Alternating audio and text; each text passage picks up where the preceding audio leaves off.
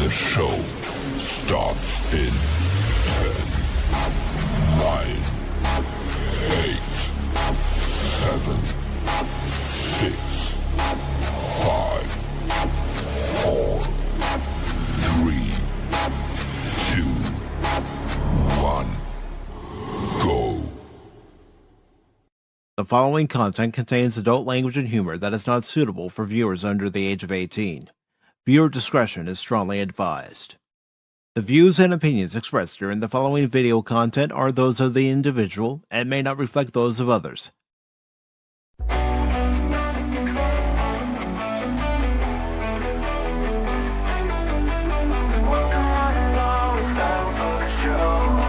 Pacific414 Pop Talk is here.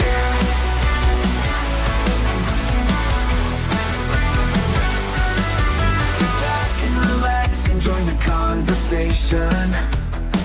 We got Baron Orman Tagge, Cashmoney007, and even Mike too. Pop culture, entertainment, news and reviews. Discussions will have opinions made from the panel to the chat. Everyone is welcome here. Reactions, watch parties, and special guests. We like to have a good time. Pacific414 Pop Talk is underway. Pull up a seat, we're inviting stay. Articles, collectibles, reviews, you say. Baron, Cash, and Mike bring the fun tonight. Now sit back, relax, enjoy the show. Don't forget to like or comment below. We almost forgot to share out the show. Pacific414 Pop Talk is one of a kind. It's true. It's true.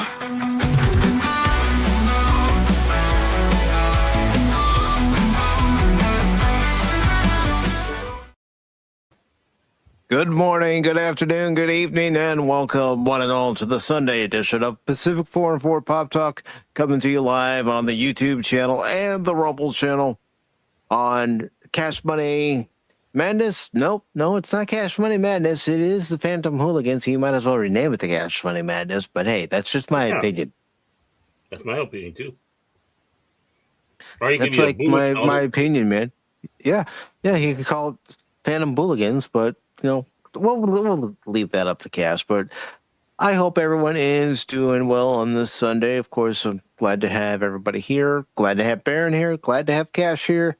And I know Cash and I, we went for a while Friday night, a long while Friday night, while we were playing some evil ways, getting rid of some vampires. Weren't we there, partner?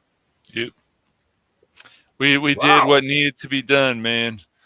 That ended up being somewhat of technical difficulties, but we got through it. Rumble told us to basically screw off after I rebooted the computer. It was very nice. Or OBS did. One of them did.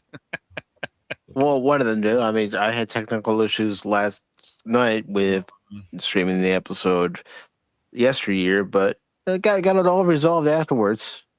Wish it resolved during the stream, but you know, for next time. But again, I do want to say thank you to Anti-Derivative Jill for joining me last night for episode 20 of The Adventure Continues. And for those of you who may have missed it, the next episode, which is going to be on Valentine's Day, is going to be The House of Quark from season 3 of Deep Space Nine. But really, before we get into anything, I'm just going to say one quick comment. The one thing about yesterday, I think, is the most important episode from the animated era, and one of the most important ones in all of Star Trek history. That's all I was going to say. Mm-hmm. Yeah, we find out that Spock had a big old teddy bear. Mm-hmm. But before we get into any of the news of today, Baron, Cash, how you doing?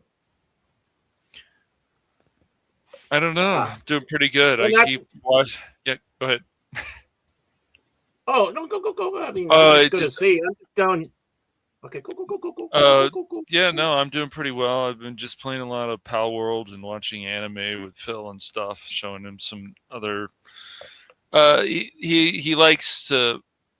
I said, so you want to try this one? And so we're watching this. We finished Gate the other day, which is about the Japanese army attacking this fantasy world because they first attacked Japan, and then all hell broke loose, and these crazy characters.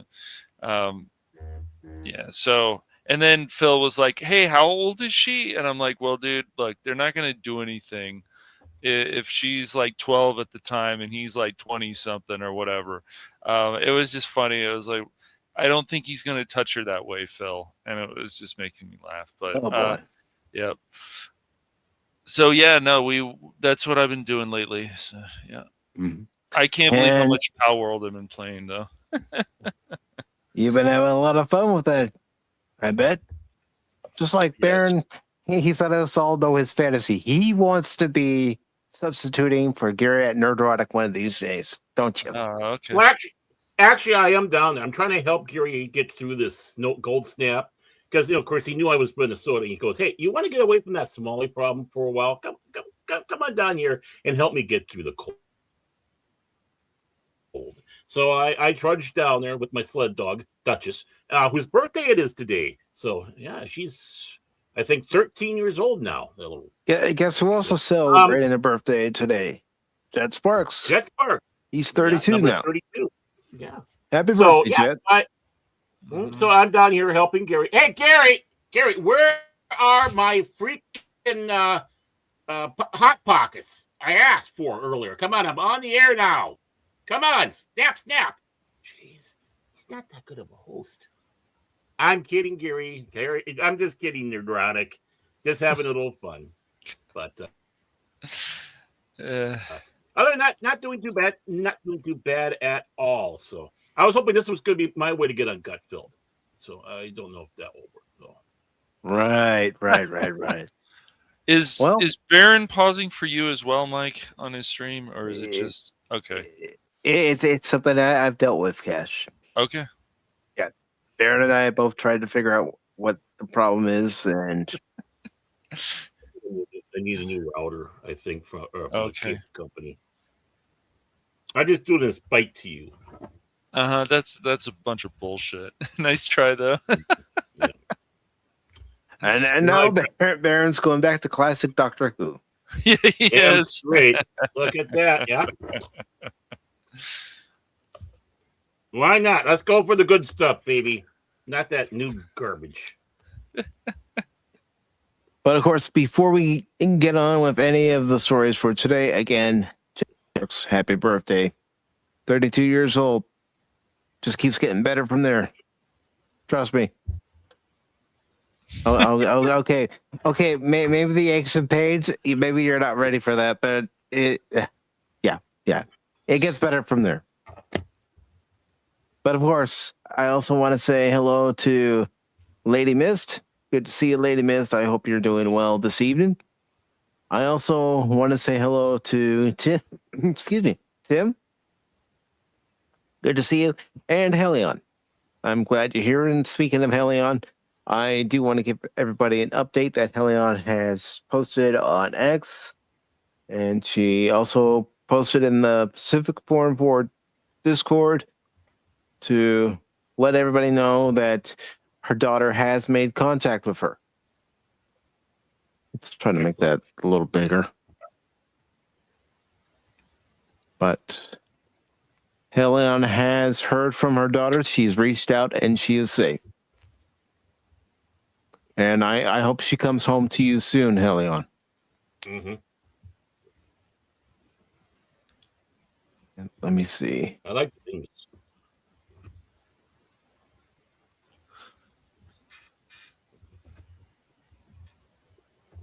And what news was that, Helion?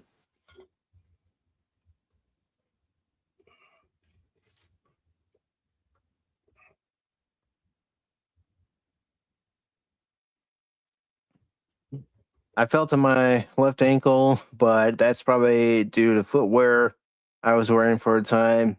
I had some steel toe boots. Yeah, they'll do that. Oh, yeah. They will do that. Let's see. Okay. But you've heard from her and she is safe. are you going to go see that family friend sometime so you can see her?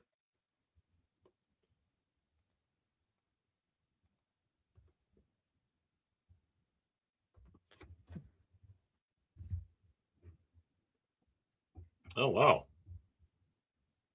I will be an almost empty nester. Okay. No, I'm already there. But I hope you do get to see her real soon here, Helion. Yeah, definitely.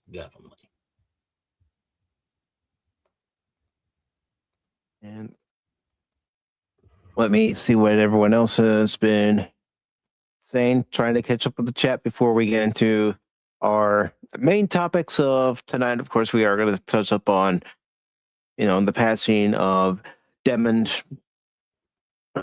Am I forgetting his last name? Come on, Mike. Brain fart. Devin Wilson. Mm-hmm. And also the passing of Catherine O'Hara. But yes, Lady Miss is asking folks to hit the like button, smash the bell, and then do a little dance. And Padawannabe was thumbing up on YouTube and Rumble. Padawannabe. Helion did say she fell asleep on us. Don't worry about it. I know you're under a lot of stress, and I fall asleep. It can do that. It's supposed to be Wednesday. She's in Tampa with her mini lover. Okay.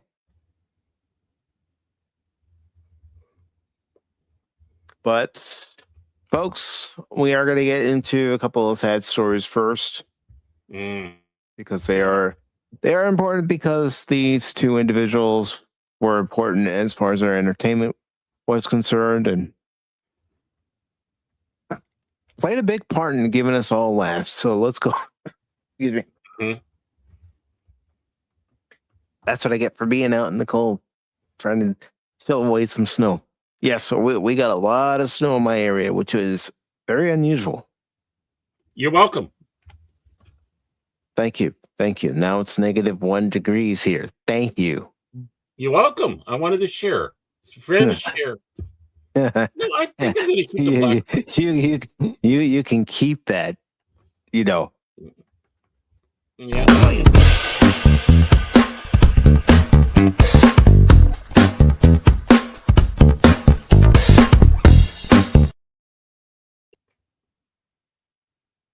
I actually took away the article, but I meant to share it.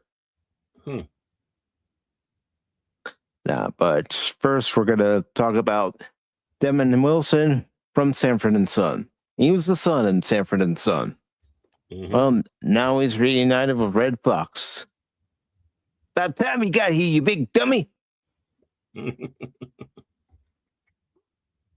This comes from Anthony Lato. Come on, Mike, speak. USA Today, and Devin Wilson, Sanford and Son star, dies at 79.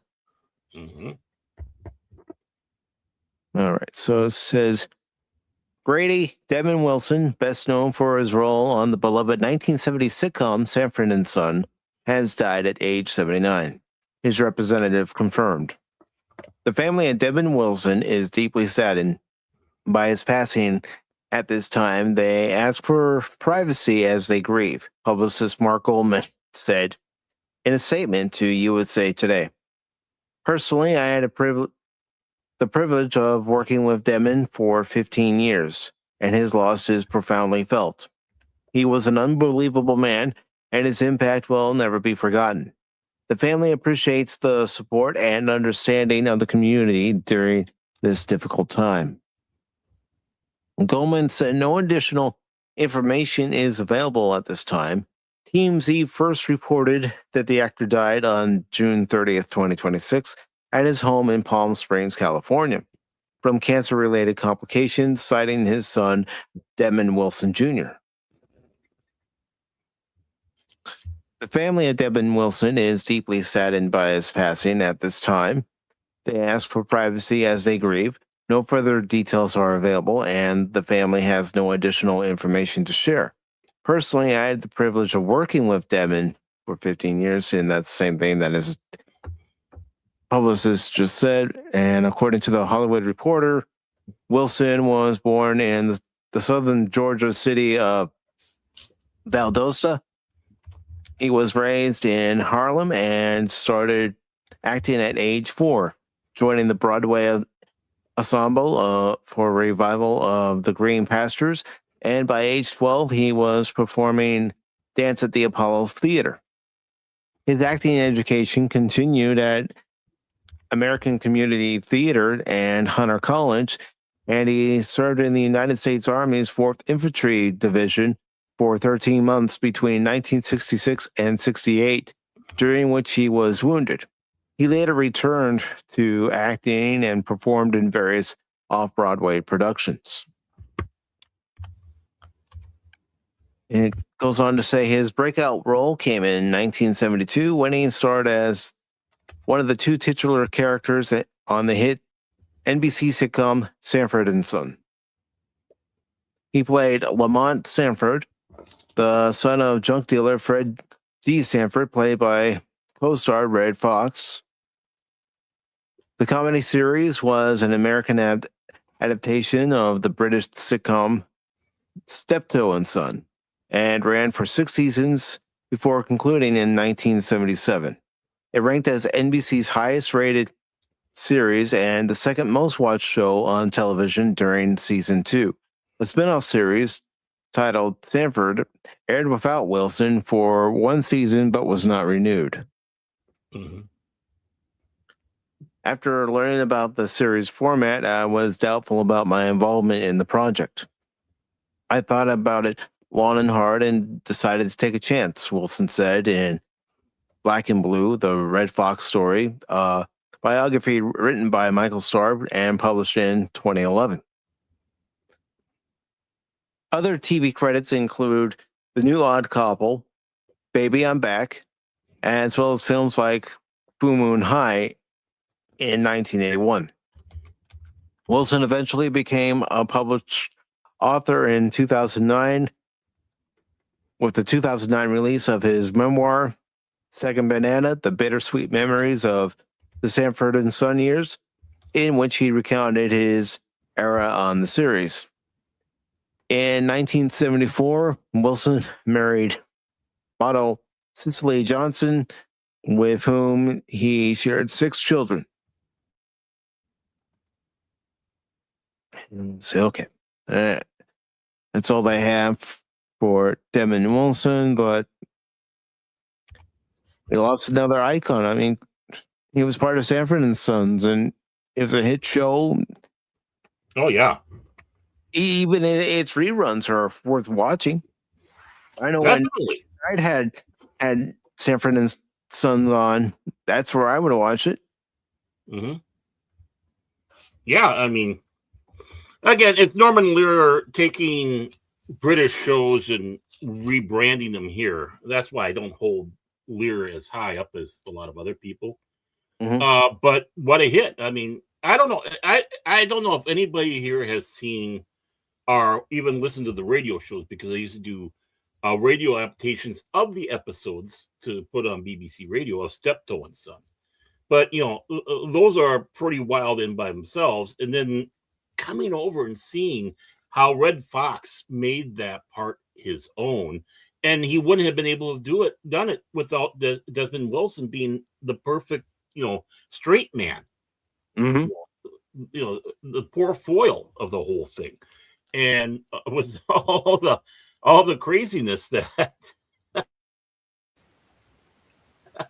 Red Fox, Fred Sanford put up. Who, by the way, Sanford was Red Fox's real last name. I think his real name is Fred Sanford, or was. So how apropos. But yeah, this was an amazing show. I mean, 1972, you have 2 black leads, a predominantly black cast. Mm-hmm. It was groundbreaking and such. And it once again goes against the narrative of today, where they say, "Oh, we didn't like any black actors, black TV shows, this, that, and the other. Yeah, we did. This show still has good values today. I mean, it's funny, but it has good values. And he even popped up as himself, Demond, as I think on an episode of Family Guy, and they said, "Oh, you're still alive?" He says, "I'm surprised too," or something. I laughed so hard. Yeah, and it's great. Yeah, and he was becoming basically a preacher and all that, and changing his goals in life. He should have had a better acting career, and I mean, not that he was a bad actor. That's not what I'm saying. It's the fact that he should have, people should have paid more attention to him because he was a really good actor.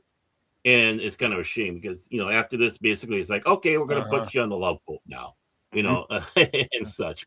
And the new Odd Couple really didn't last that long. It's like, let's turn the Odd Couple, make him black. And, I mean, nothing wrong with that, but still, no, had a good cast too. Yeah.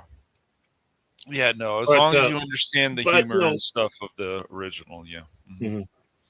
Right, exactly. So, yeah, again, the second season being as highly rated and watched on NBC, which would have been like, 1973 if the show started in 1973 going into 74.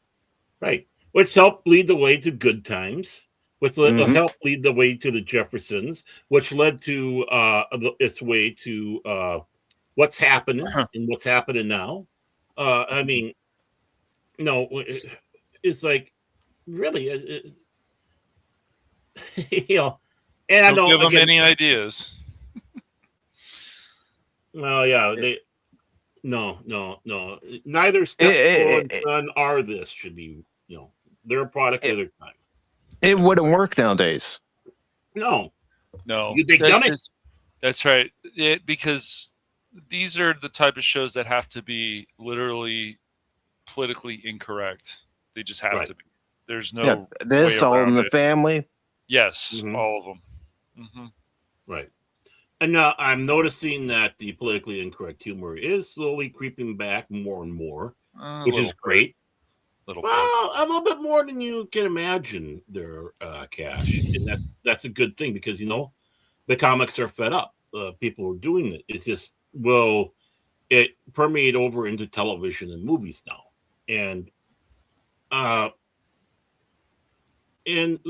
what we need because even when you have these shows that are quote unquote controversial and all that, that's making you laugh, it's also making you think.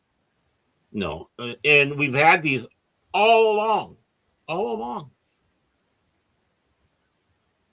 Cash doesn't laugh. Cash does not have. They didn't get that programming in on his AI. That's not part of Cash's algorithm. We're trying. Yeah. Hi, I am Cash. Ha ha ha. Yep. I'm just trying to work on stealing more of the donuts so Baron doesn't get them. Oh, almost got it. Of course, Cash is doing this. Yep. Oh, yeah, CPO Sharky. Well, look who started it, you hockey puck. But what examples lately, Baron, can you give, or one or two that you feel that things are becoming? Dry bar comedy on YouTube. Remember back in the day, I don't know if you do because you're probably just a gleam in your father's eye. But before we had Comedy Central, of course, we had the two we have the Comedy Channel and and they would in the afternoon play stand-up comedy, half-hour stand-up comedy of comics, and it was just great to watch. And it's like you have like an hour and a half block of these various half hours. Well, Dry Bar Comedy is doing it. The big stipulation is you got to be clean. It doesn't mean you have to be politically correct. And my word, how what they're getting away with on that. I mean, Adam Carolla being on there a couple times already. He goes, this is kind of hard. Me doing a clean act. It's like, wow. But you listen to the what they're doing in there and how it's going. That is one of them there. Some of the others are coming out of the woodwork as well and being a little more daring with their humor. And of course, Where is it? YouTube. And it's going to spread because they're going to get the views. They're going to get the watches. Just like Spock sitting on a chair outdid that abomination of show. And it's showing Starfleet Academy. Yeah. Uh-huh, no, I'm not going to say it. I'm not going to say it. I just did. That's Baron's favorite show, man. We don't want to mock it. I love that. It's worth mocking. The Klingon half Jim Hadar Homada. Guys, I love it. I love it. I love it. And the fat hologram. I mean, you're going to design a hologram, and that's what you're going to get. Okay, that's not my design for a hologram. No, So we, Cash and I know what your design for a hologram would be. Bibbies. I'm shocked. Yeah, that's a good impression. We can do a Baron Bibbies. Bibbies. Bibbies.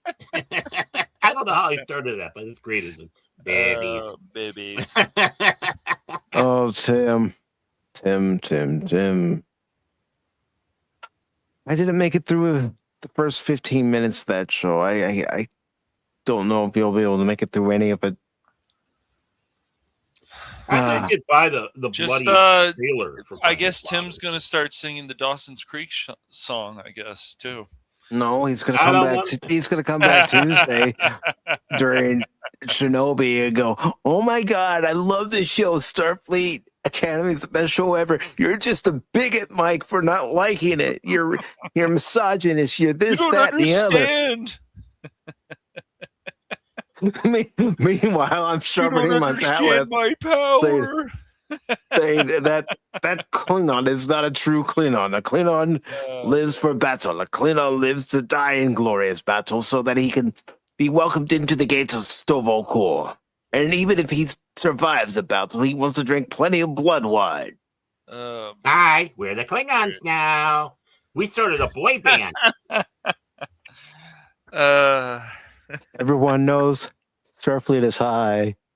I went to Starfleet Academy, and then I got high. Then I got high. Then I got high. You know, it doesn't. Even that won't help you.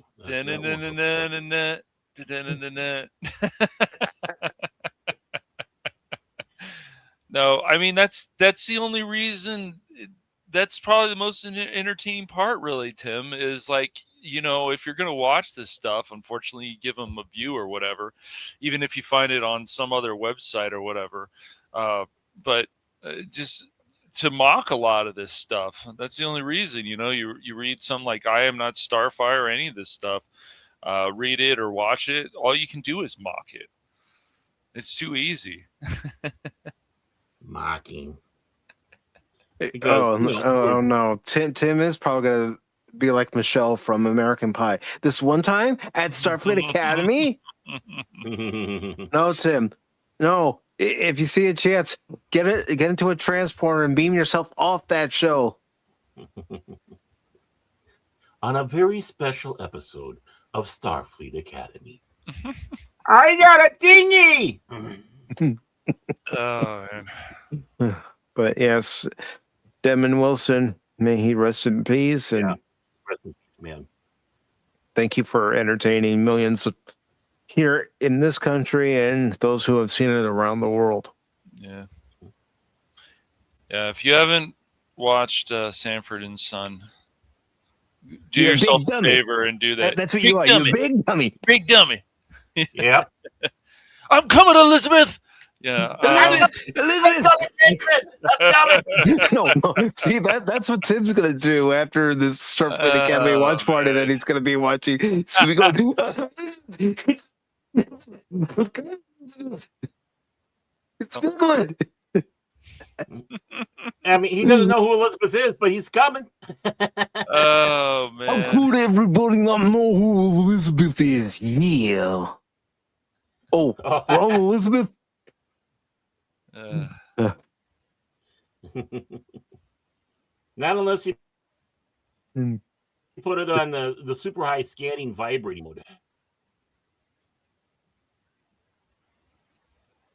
That sounds like Cashmoney007. Yeah, probably. And see, I've never heard Tim's voice, so I have to kind of use my imagination as to what his voice might sound like. Who knows? He could sound like the Macho Man. Yeah. He could go to work every time and say, every time I come in here, you guys are too lazy to pick up the trash. No, I gotta take it out before I take you out. Yeah. Yeah, as long as he doesn't go around sounding like this. Hi, everybody. No. Yeah. Tim, this is a joke. He goes around sounding like Pee Wee Herman. Ha! Oh, everyone am I? That'd be cool. Yeah, You know how high on the cool factor Tim would be if he did that? That'd be awesome. Today's magic word is lazy. Whenever you hear someone say lazy, say real loud.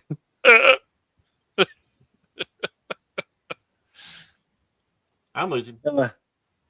So no one told you Starfleet Academy was going to be this way. This show's a joke. Super woke. Season is dead on arrival. Oh, don't tell the wokey pokies about that. They're all, this is the best Star Trek ever. This is true Star Trek. No. With the way the humans are acting like we do today, no, that should be on an alien species. That's how it's always been for Star Trek, where the Starfleet officers represent what we hope to aspire to be, while the alien species won't be dealing with the stuff that we're dealing with now. And it's up to our valiant crews to figure out how to solve this problem without violating the Prime Directive. Yeah, they don't know a damn thing over there. No. Yeah, that's why you can't trust the Skydance Paramount merger still. It's like the I don't trust it. That happened recently. You can't trust this stuff. Oh, if Netflix get it, it'll be better. No, no, all sucks. Neither company in charge of Warner Brothers is going to help. Nope. You allow stuff like that to go through, and it's like, oh, but it had to go through. No, you can still stop it. Oh, Starfleet special ed. See, there's a reason why they're in their starship, shoved away from everybody. This is the short bus in space. This is the short bus in space and left the good ones behind in San Francisco. We need Bortus to say, "You will be silent." Tell the whole crew. I don't have that clip on here. If I had that clip on here, then I would play it. But I don't have that clip on here, Cash. That's okay. He's clipless. He's clipless. No, it's on the hard drive. I just don't have it on here in StreamYard. Yeah, trying to cause trouble, Baron. I'm talking about here. You're clipless here. Baron is trouble, man. He's more trouble than us. He is. He's black and white. What did I do? What did I do? Play that innocent routine. There's nothing innocent about this man right here, ladies and gentlemen. Nothing innocent about him at all. Because he's in black and white and he's trying to show some new image. I think he just needs a laugh track. That's what he needs. Hey, I think I'm going to go black and white from now on. What do you think? This looks pretty good, doesn't it? Yeah. Now, Pacific414 Pop Talk presents Baron. Baron Well, Noir. Everybody. It's so great Call to it be Baron here. Noir. Here I am on DuPont Network. Yeah, we at the DuPont Network expect 60 years of great television. That's right. We're going to be going on and 60 years. 60 years of great television. But where's your Winston Smokes commercial? Huh? Yeah. Oh, I can do one. We've got 2 billion hours of Doctor Who here of the old episodes. That'd be cool. That would of the old episodes, yeah. Oh yeah. Well, the last thing and Kurtzman's contract doesn't run out till 2027, supposedly. Whether that's true, I don't know. All we have to do is show the Klingons what they've done to Klingons. Yeah, his contract will be over very fast. Yeah, if you know what I mean. But it's funny you should say that. Pops and I did, the one De Palma film, Blowout. And of course, in the beginning, there Travolta's walking around everywhere smoking, including inside the freaking hospital. And he's putting in, go over to Pop's channel and watch what we have. And he's throwing in cigarette commercials through the thing because of that. So it's funny you should bring up, commercials that involve smoking. Well, I mean, another reason I bring it up is because I saw a thing, a thing on X advertising the revival of the Muppet Show. It will never be the Muppet Show without Jim Henson and Frank Oster. It's really amazing to me also that Seth Rogen is so much involved in these things. Yeah. But what I was going to bring up was the fact that when the Muppets first started out, they did do commercials for cigarettes and cooking, oil like Crisco and stuff like that. Crazy stuff. Well, the thing is about the Muppet Show is the Muppet Show was not a kid's show. It was never intended to be a kid's show. The best you could say is a family show, but there was a lot of that humor in there that was for the adults, which it was kind of aimed for. So, but a lot of people don't realize, there's a bunch of puppets out there. It's got to be a kiddie show. And thank God that, they were good enough to make the show so you wouldn't be causing whatever to the kids watching it. It's like, what they put jokes in there that would go right over the kids' heads, including mine, because I remember watching it as a kid. Yet our parents, it's like, aha. Mm-hmm. And that's why it's worth watching today as an adult, the original. Yes. And I don't think they got the talent to do that. No, I really you're not going to be able to catch lightning in a bottle again. Not with the Muppets. You hear Kermit's voice, and it's a little off to me. Little off. It's way off. It's Kermit. They're trying. They're trying to sound like Kermit, but it's not. I don't get it. He sounds why they do this. He sounds more like this. I mean, I'm sure the new Miss Piggy movie where they try to cancel her because it's so funny will be a big smash hit. Well, they did have that guy who was able to do Kermit really good. And I don't know what happened between him and... Yeah, they could find I think his name was Steve Whitmire. Like I think so, they fired him. They had somebody even who on Family Guy sounded really good as Kermit. I mean, come on. Oh, there's some great people out there that can do Kermit. I don't know why they don't. Just find these people. Make it as close as Jim Henson's vision as possible. Oh, excuse me. Let's not do that. Yeah. Yeah. Well, the thing is I think what really hurt this endeavor even more is the crap that they put out recently, like the Muppets or whatever it was, where Miss Piggy talk show, and they're doing all the that horrible show. I mean, with the Muppets, and it's like what the Muppet Snow, I think it was called. Yeah, and and you got the drama, and Kermit, dating another pig now because that's his type, and it's just Did you ever see that show? Yeah, it was on ABC for like a season. I don't think it even made it through that season. I think a couple episodes in, they canceled it. Kermit decided to date somebody else. Well, they broke up. See, he was like he's the producer of Miss Piggy's show, but they broke up. He found another pig to date, and of course, and of course, they had to make sure that one of the characters in the Muppets I think it was the bear or whatever is gay now. So my boyfriend or husband. Oh, I might have heard doing all that stuff. Yeah, I mean, it's like, is this really freaking necessary? Oh gosh. Back to the basics. I'm not saying dumb down the Muppets. Well, this did kind of dumb down the Muppets, but it's like just remember where you came from. And that's too controversial now. And Godzilla says it would be funnier if Kermit was dating Amy Schumer because he has a type. Yep. Now that would have been funny. But she's Jewish. Would that be kosher? I don't know. Huh? I heard Frank Caliendo say he just goes to a little higher voice than Kermit to get Seth Rogen. What? Yeah, Seth Rogen.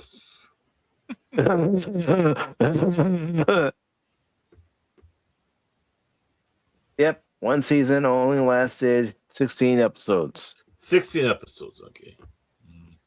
I wonder how many wasn't aired. How many they filmed, actually. Because you get that a lot of times, you know. Where Still got more episodes in the Clerks animated series. True.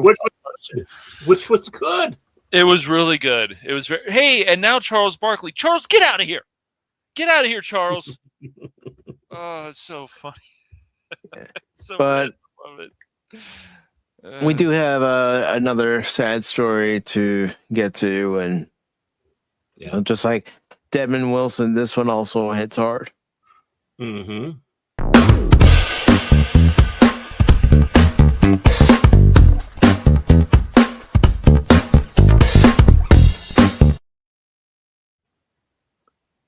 Catherine O'Hara, award-winning Home Alone Schitt's Creek star, dies at 71. He was also part of SCTV and got her early start with John Candy, Eugene Levy, and Dan Aykroyd. And this article is by Kelly Lawler and Taiwan Mormon. And it was posted on the 30th and updated just this morning. Catherine O'Hara, the legendary actress known for Home Alone, Best in Show, and Schitt's Creek. Let's not forget Beetlejuice. And she also provided her voice for Nightmare Before Christmas, has reportedly died. She was 71. The Canadian actress died Friday, January 30th. Her manager confirmed to People. TMZ was the first to report the news. Variety and Deadline report O'Hara died at home after a brief illness, citing her agency, CAA.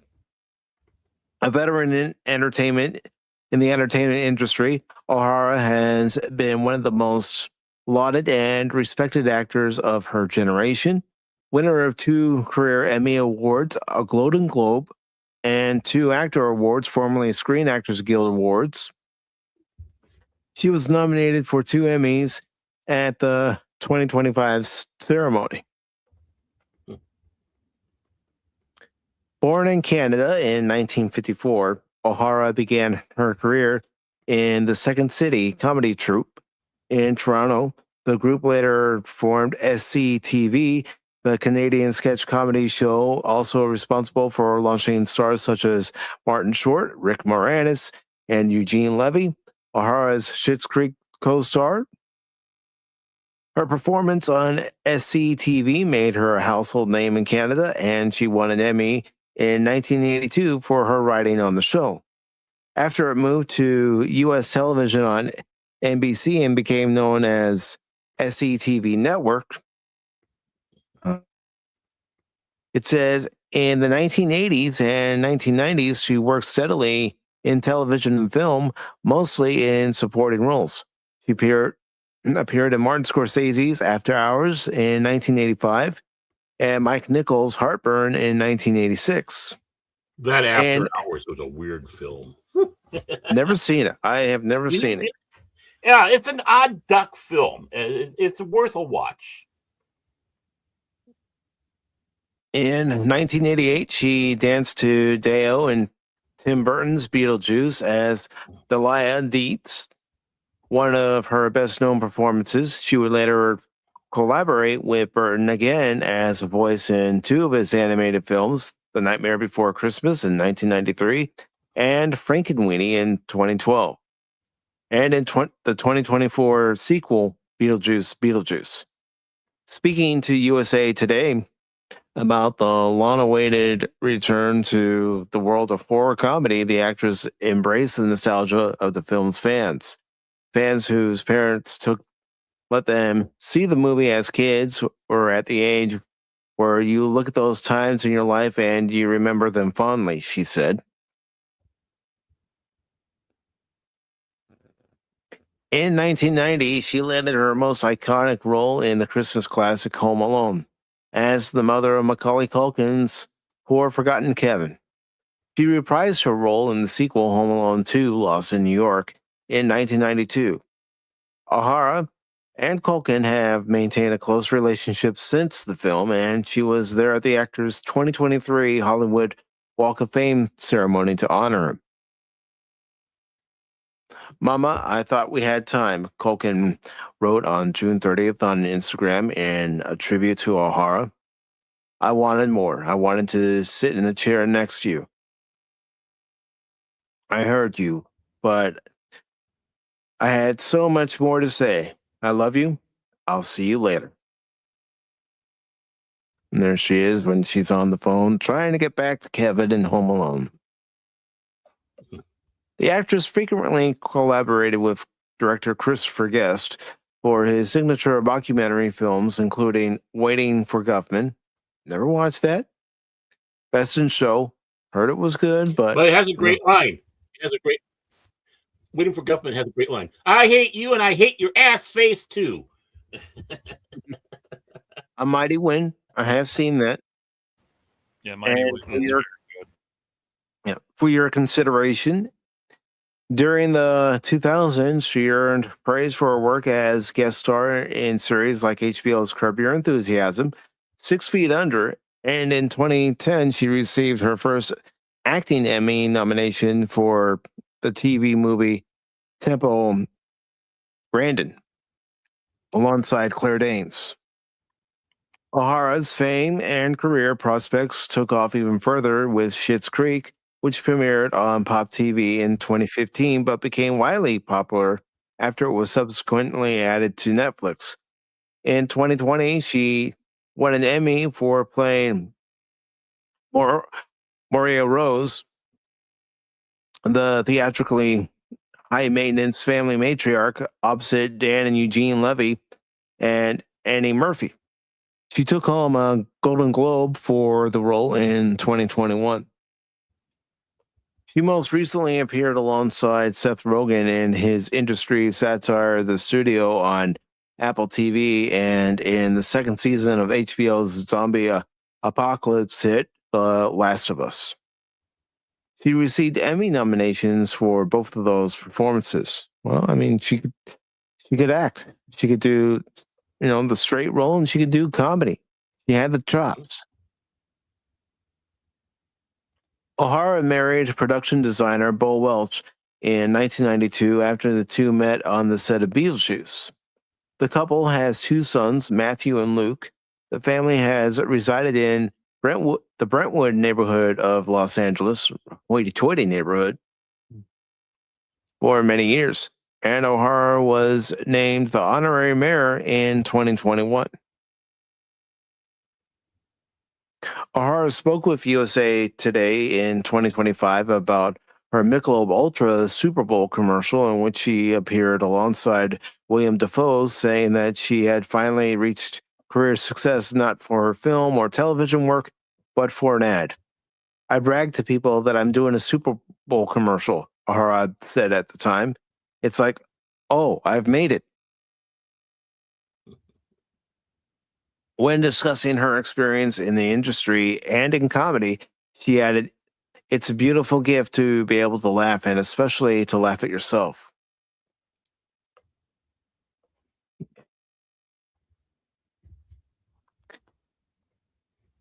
We're going to miss her and Desmond. Mm-hmm. We are definitely I honestly going to miss them. Yeah, Catherine O'Hara, watch Schitt's Creek. It's quite funny if you get a chance. And definitely watch Home Alone and SCTV if you find it somewhere. It's I'm sure it's somewhere around. That's quite funny too. I'm sure you can find there's some old clips on YouTube. Oh, good. I think they have whole shows on it. And I can't remember if one of the free services actually did have SCTV as well on there. But I honestly think she was ill a little bit longer than just a short illness, because you see some of those pictures. Yes. And how she's really starting to look ragged, which, honestly, you got to give her credit for her professionalism to continue acting, going out there and doing that. As long as she could. I mean, that's a sign of someone who loves. And maybe that was her thought process. Was, as long as I can act and do the role, I'm going to keep acting. Yeah. So Sanford and Son, go find that with Damon, because he passed away. Wilson, obviously, just recently, and then Catherine O'Hara. Haven't watched Home Alone and Home Alone 2. Do yourself a favor and watch those. Beetlejuice. Come on, you gotta have them watch Beetlejuice. Yeah. So. Yes, yeah, man, you gotta watch Beetlejuice, and if you don't like it, you can. No, I'm just kidding, but definitely do yourself a favor and watch Beetlejuice. Come on, what's wrong with you if you don't like Beetlejuice? Come on, there's something seriously wrong with you, bud. I still if you don't like watched, Beetlejuice. I still haven't watched the sequel yet, but I enjoy the original a lot. I like the original more than Beetlejuice. That's my opinion. That way. There's some things in Beetlejuice. I was like, okay, yeah, no. So. But if you guys want to do it as a watch party come October, let me know. I know this doesn't. The reason, of course, we talk about these things is they're important. I know this is not like the main topic of the stream, but these things are always important. So it's always important to remember those entertainers who did bring joy to our lives. So I will let everybody know that if something ever happened to Jane Fonda, don't expect me to do anything about it. I can't stand that woman. Jane who? Jane Fonda. I do not know. I don't know of this person you speak of. Yeah, that person. You can enjoy. I don't care who takes offense to that. You can enjoy their acting. Care for her. I haven't watched something with Jane Fonda in since what Newsroom. I think that's what it was. That was a number of years ago. So, not a fan of her. Yeah, that does have something to do with the influence of my uncle having been a Vietnam veteran and other Vietnam veterans I knew who did not like her, but especially what she did during that war.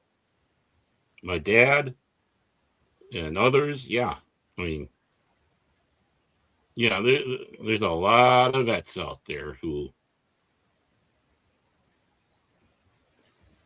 I mean, and the sad thing is that she was in a great movie called Cat Blue, right? Great film. Lee Marvin playing dual roles and all that. But, she happens to be slinking around in there. And, of course,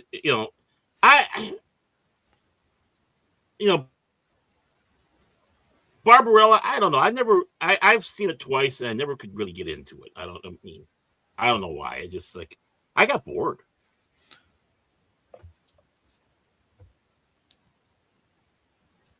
But this is a woman who had plastic surgery to make herself look good, especially when she's doing her exercise videos that all the women were going crazy for in the 80s. She had 2 ribs taken out so she'd have more of a waistline. Talk about fraud. It's like, oh, look at this exercise doing for me. And other plastic surgery. Yeah. Jane, it's not doing that for you. You had surgery to have 2 ribs removed to give you that waistline, that hourglass-looking figure. Yep. So.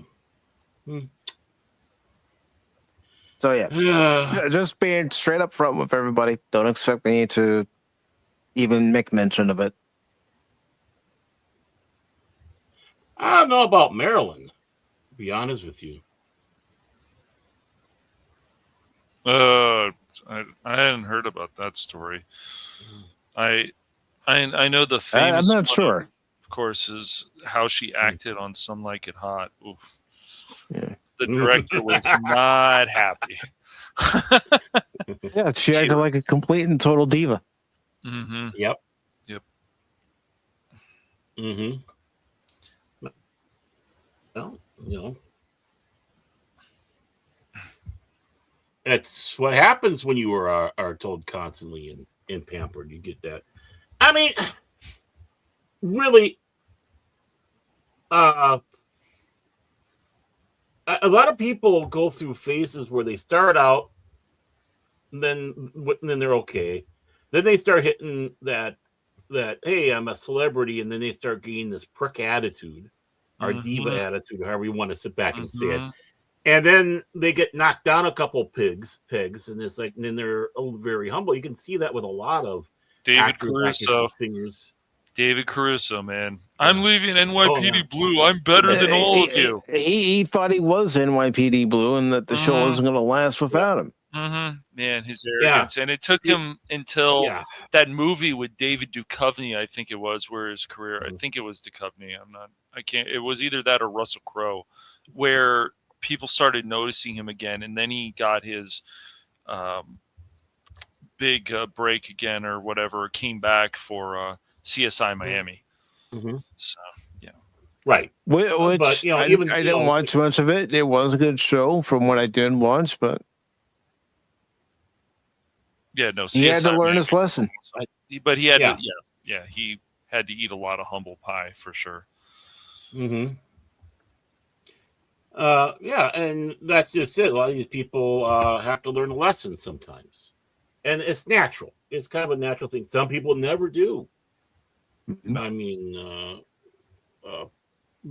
Stringfellow Hawk, Jan Michael Vincent, he never did. And it destroyed him. So. And now, folks, with the articles that are coming up next, they're all part of today's topic. The failures, the layoffs,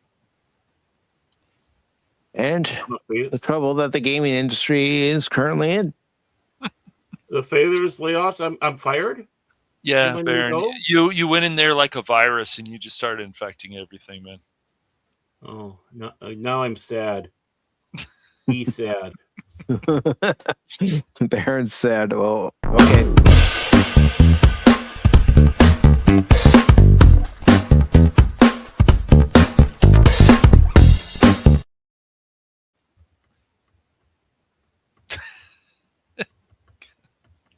He's a sad boy. He is a sad, sad man.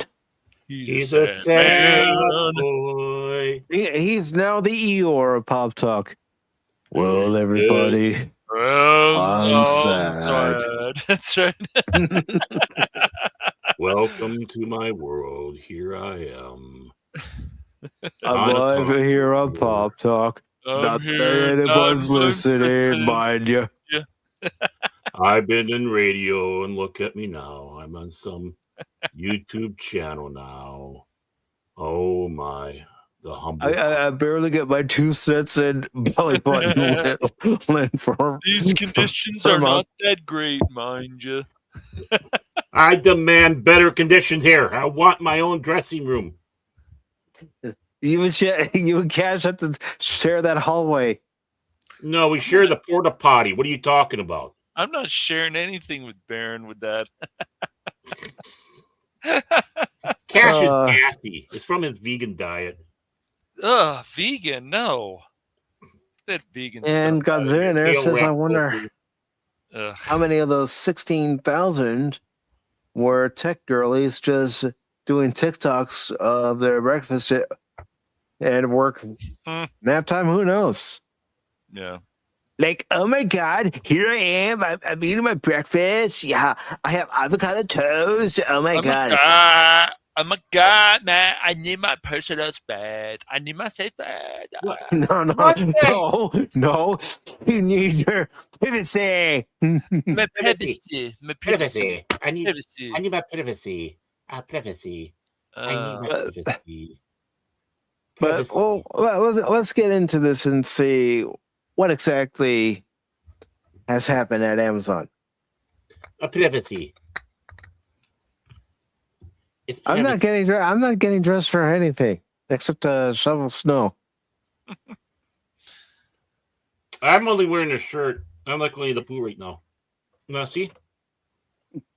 No, Bear, no. What?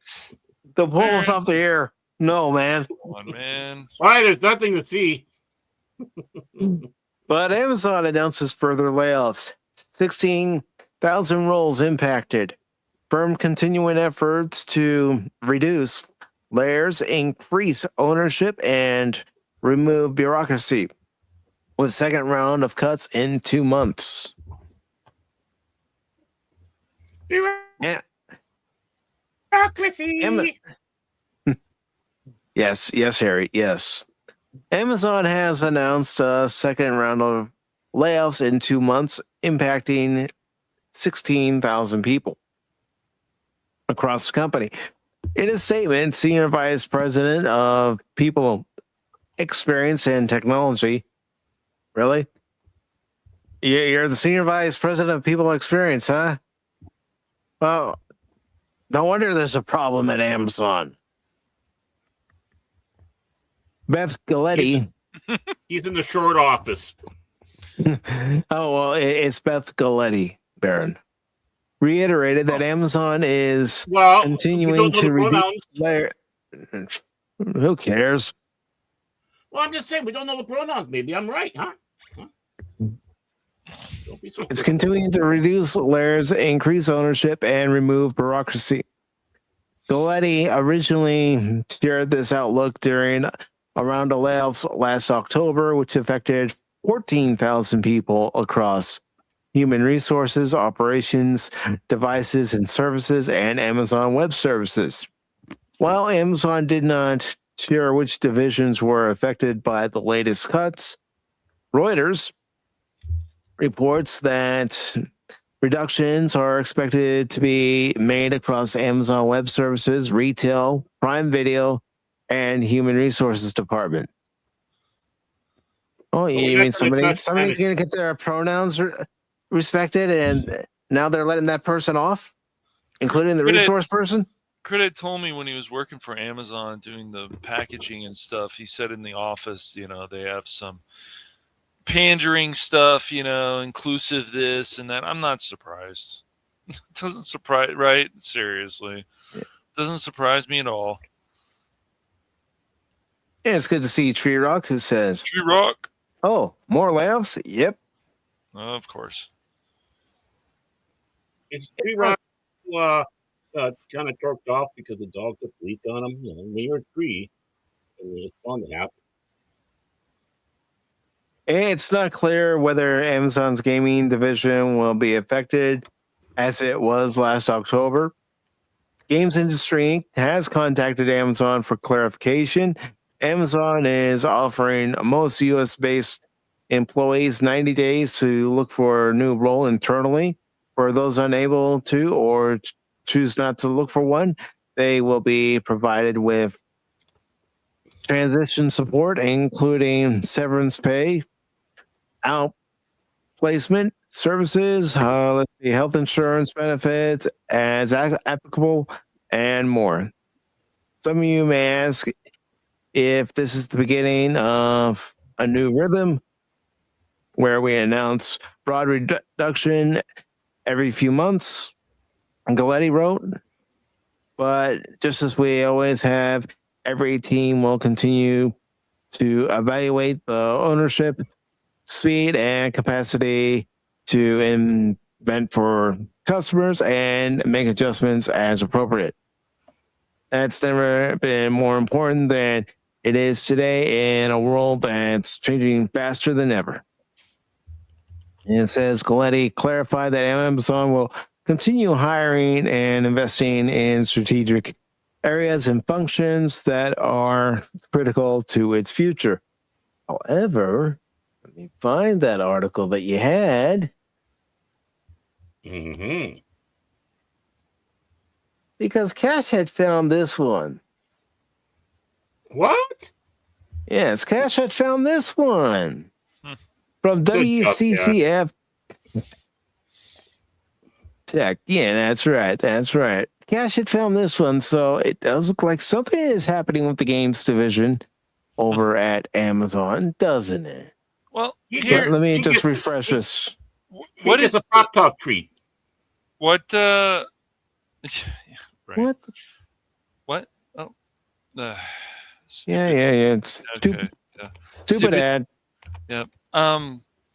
What is? Here's a question for both of you guys. What is the biggest problem? The answer is no. It's always no. That's right. What is the biggest problem that you guys have had with Amazon recently?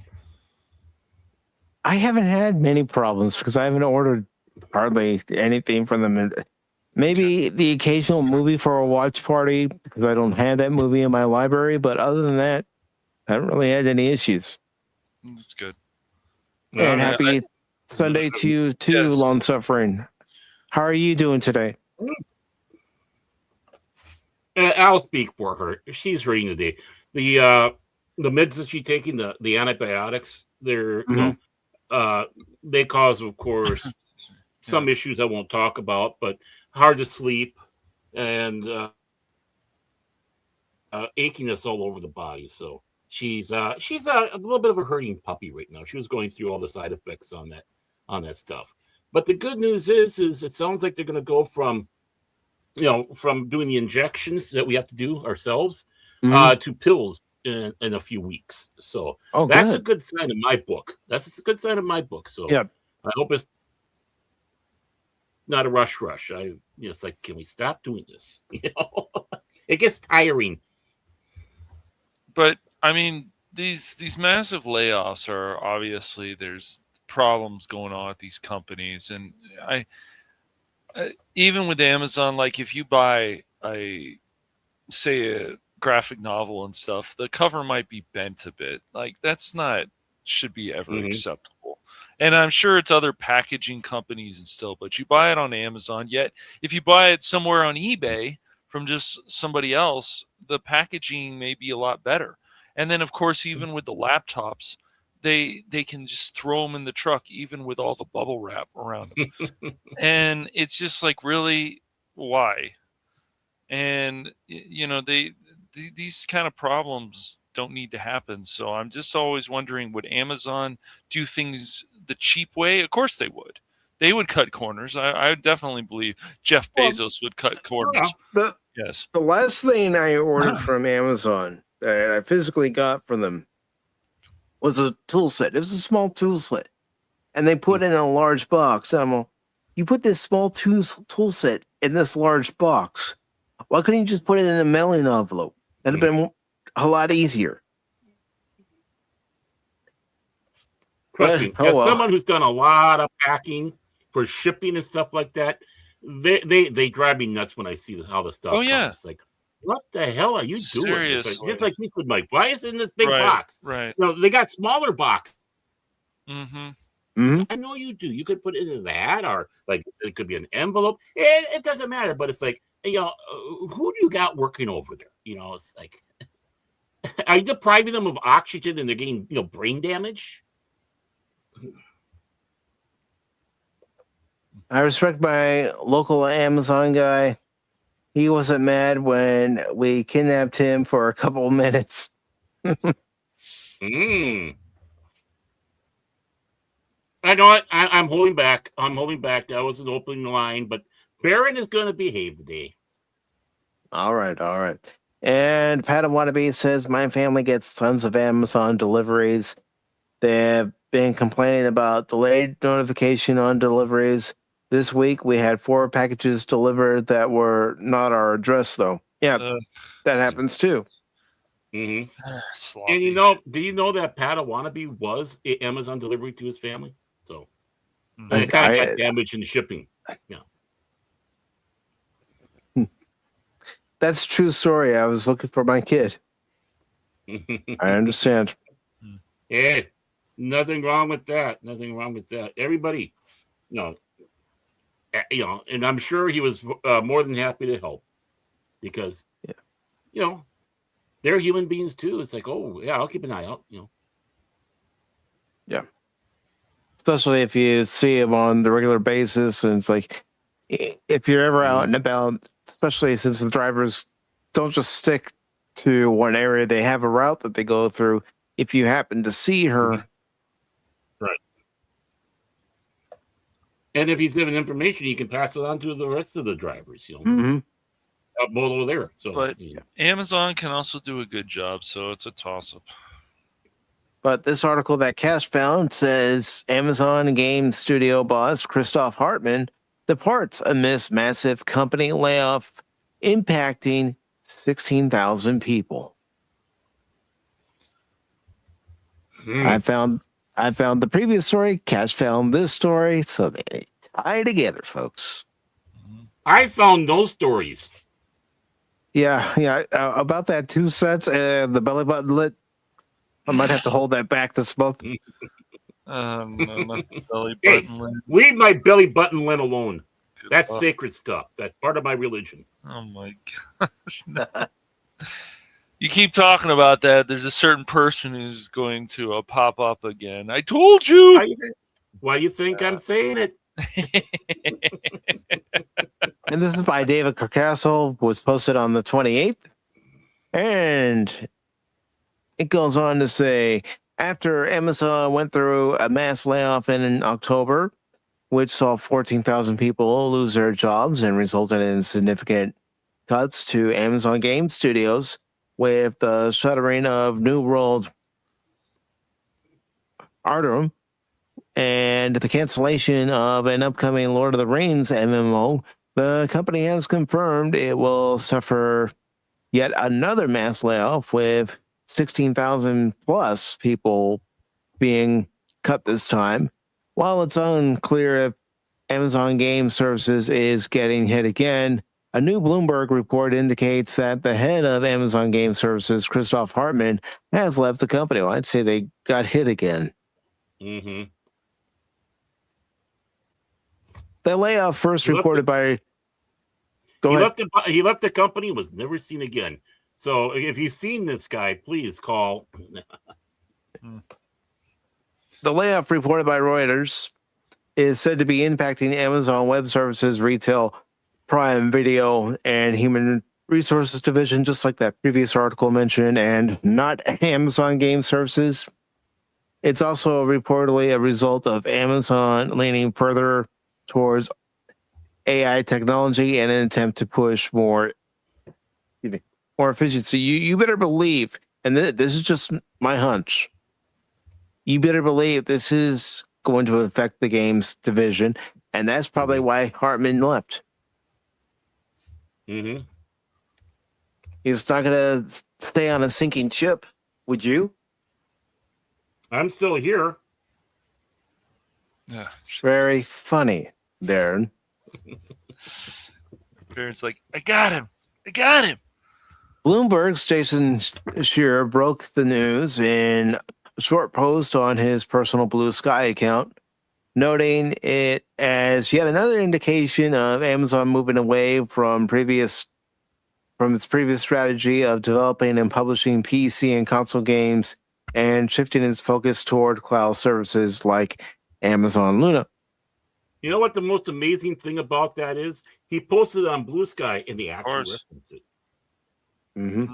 Yep. And again, if you have somebody say, yeah, we're not going to be developing our own games for PC and console anymore, well, then you would think, again, this is just me speculating, you would think that part of these 16,000 people being cut is coming from the games division. Mm-hmm.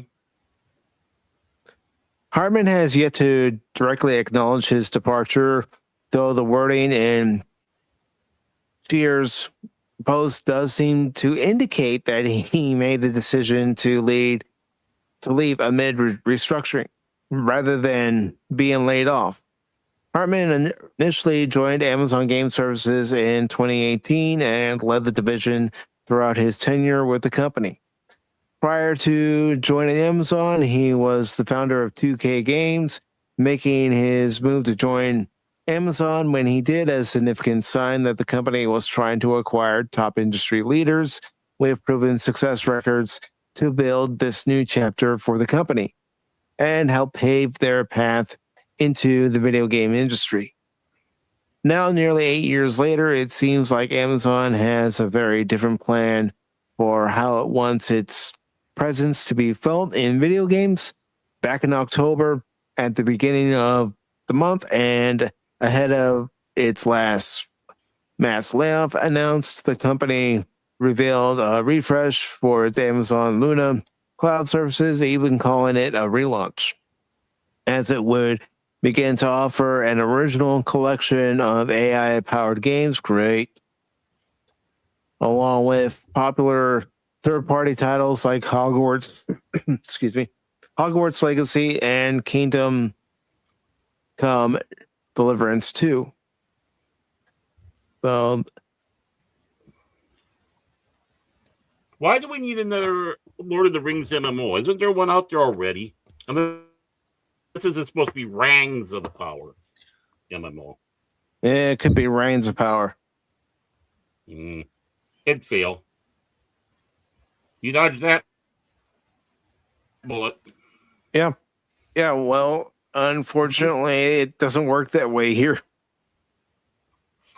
Yeah, because they consider it they've considered their fault, and it's the honorable thing to do. It's better than falling on your sword. Yes. And just looking at some of the comments here. Go ahead, Baron. No, I'm just saying it's like, yeah, I mean, the mistakes come from there. Why should the other people suffer? And why do we need all these middle management type?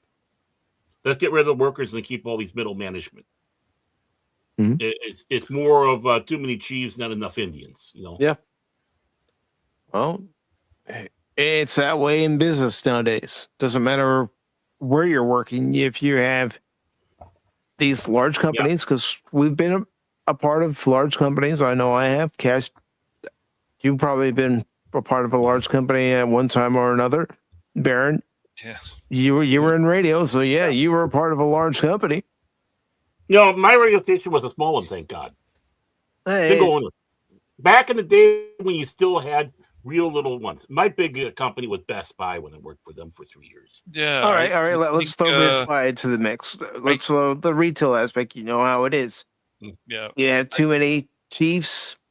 Mm-hmm. They do restructure. They tell some of the chiefs you're fired under no uncertain terms, and then others they say, "Oh, you're going to be in this position now, and if you don't take this position, you're fired." Mm-hmm. Mm-hmm. Yeah, I mean, I can't remember if Mervyn's that all the years it went on, if it was a nationwide chain. It might have been just a West Coast chain, but it might have been nationwide. I can't remember. But we had we had Mervyn's. They called it Mervyn's California.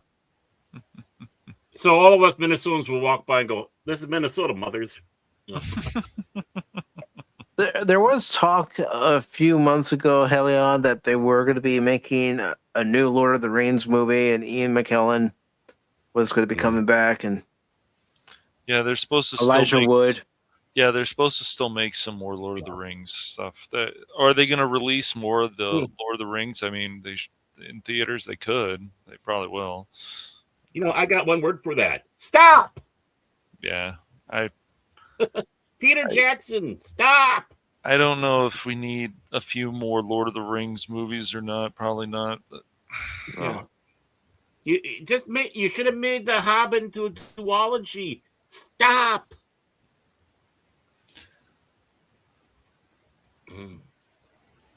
That was my editorial. Back to you, Mike. As far as the relying on previous material, I have no idea if this new movie is going to rely on previous Tolkien material or not. I mean, it was crazy to me when with the Rings of Power or whatever, and I agree with Phil and I have had conversations about this stuff in the past, that if you just called it something else, it could have been possibly a big hit. Instead of calling it related to Lord of the Rings. But what was the craziest thing I remember was when the first season came out, Amazon thought it was a good idea to censor comments that they didn't like. That's always they did. We covered it on Pop Talk. Yeah. That was really just something really ridiculous. I tried to make a comment, and that morning the comments were suspended. Yep. It's like, what? Heck, I watched the first 3 episodes of The Reigns of Power. If you really feel that any of this entertainment or stuff that you buy or something you're not happy about, you don't need to hold back. You don't need to call these people a bunch of jackasses and stuff, but you don't need to hold back on your review. But this is what they want to do. They don't want that negativity, as they say. So. It's review bombing, Cash. Get the terminology right. Yeah, get your review bomb right. Review bombing, sure. No, that's something that a jackass would say. But it's just they don't want that negative. They want these people always kiss their ass. And if you don't feel the product's very good, you don't need to kiss any of these companies' asses. Actually, I'm not kissing anyone's ass. You can praise them when they do something good, and then you can say negative. And that's what Baron had said. That's what I've said. That's what you've said here on Pop Talk before. If they do something good, if they produce a TV show that's actually good, produce a movie that is actually good, you praise it to high heavens. But if there's something that they do wrong, if there's a TV show that you're not liking for various reasons, or a movie you're not liking for various reasons, don't be afraid to state your opinion and bring up why you don't like it. Exactly. I don't like Starfleet Academy because it tries to be too goofy. It doesn't feel like Star Trek. And that you have human characters who are in Starfleet acting like we do today instead of, like I've said before, putting it in the perspective of the aliens who are acting like we do today, and the Starfleet officers who encounter and say, they remind me a lot of what I read in history about people back in Earth during this period of time where we were like this. Yeah, well, they don't care about insulting characters, putting characters together in a relationship, which makes no sense, and on and on and on and on. That's still a lot of that's going on today, unfortunately. So don't be afraid. It stinks. Yeah, even when it comes to games, if there's a game that you don't like, because let's say the controls aren't very good. Let's say the story for the game isn't that good. Or various technical issues are hampering your ability to enjoy the game, then state it. And none of us should be afraid, as someone who's going to spend our hard-earned money to purchase a product, and that's what this is. That's what a game is. That's what a movie is. Yep. That's what a television show is. If you're paying for a streaming service, you're paying for the product that streaming service is providing. And if it's not good, then you let them know. And you let them know why. You don't have to be a jackass about it. No. They used to like creative, not creative, but, constructive criticism. Thank you. That's the word. Thank you. You going in there and say you love it, but this doesn't make sense. It's really dragging me out of what you're having, and then it's like, oh, we better polish this up. Many shows did that back in the day. Whether back in the day when we had to actually write letters. Yep. You realize how I got carpal tunnel sending all these other shows going, you suck. I hear you were doing that when you were 4 years old and you saw a cartoon you didn't like. You would write to the production studio for that cartoon. Did you? Dear mister, you are doo-doo. Woody Woodpecker is not doing what Woody Pecker should do. He's not. Yeah. He's not hitting that tree enough. Come on. He's not properly peckering his wood. It's like, he's not getting that wood powder. A little bit of product placement. I see that. I see that, Mr. Target guy.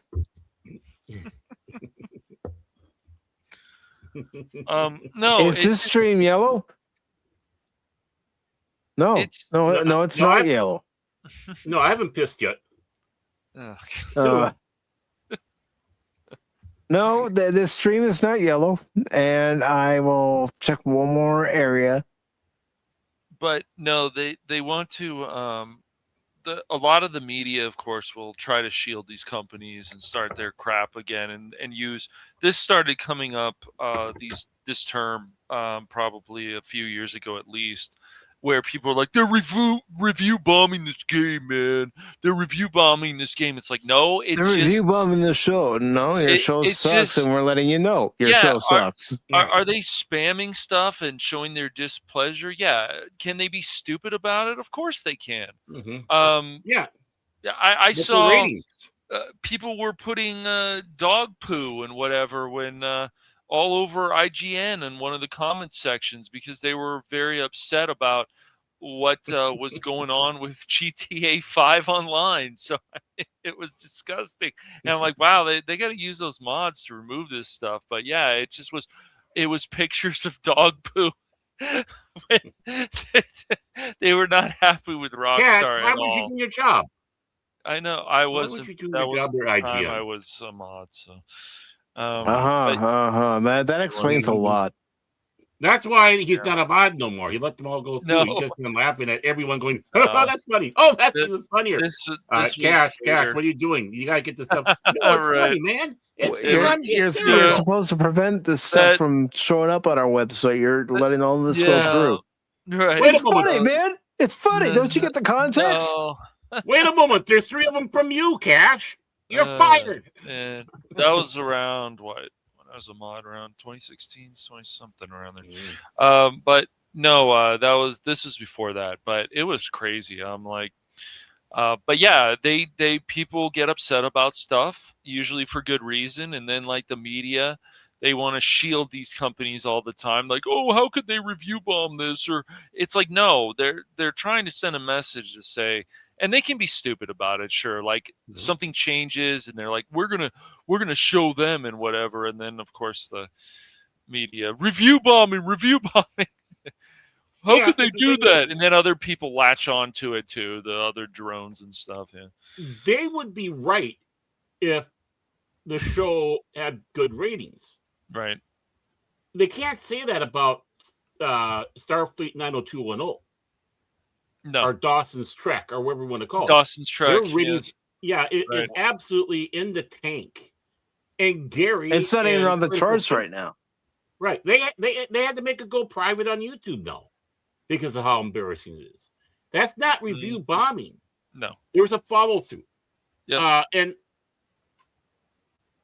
that's the thing that needs to be taken into account. Now, of course, the news is part of it all. They're all incestuous. How many of these, who does Paramount have their fingers in with the media and the press? Same thing with Disney, all these others. So, the messages go down. They talk to the people, say, hey, you got to protect our interest. Just say that they're a bunch of chuds that haven't touched grass and they're review bombing with bots and they're incels. And don't worry, we'll get to that article when we get to the Ubisoft stock article.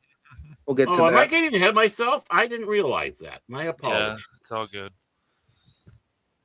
But real quick, I want to say hello to Stevo, who says I find myself playing less known games like Sworn over my big AAA title games. Yeah, because the independent games, they're a lot more fun.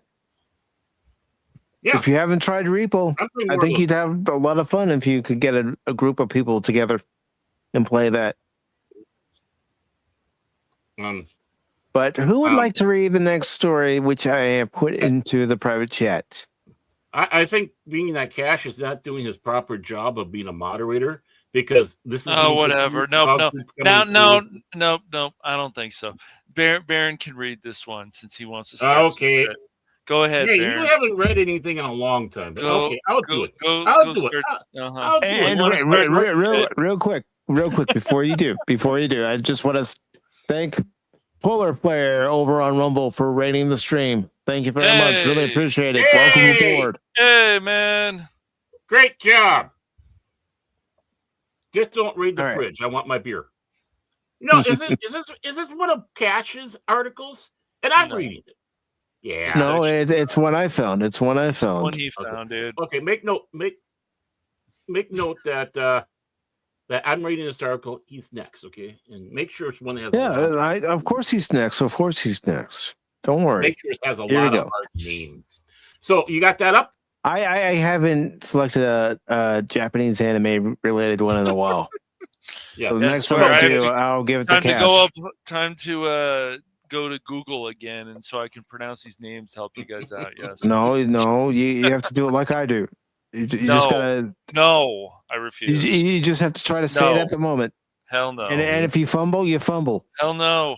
Nope. Not good.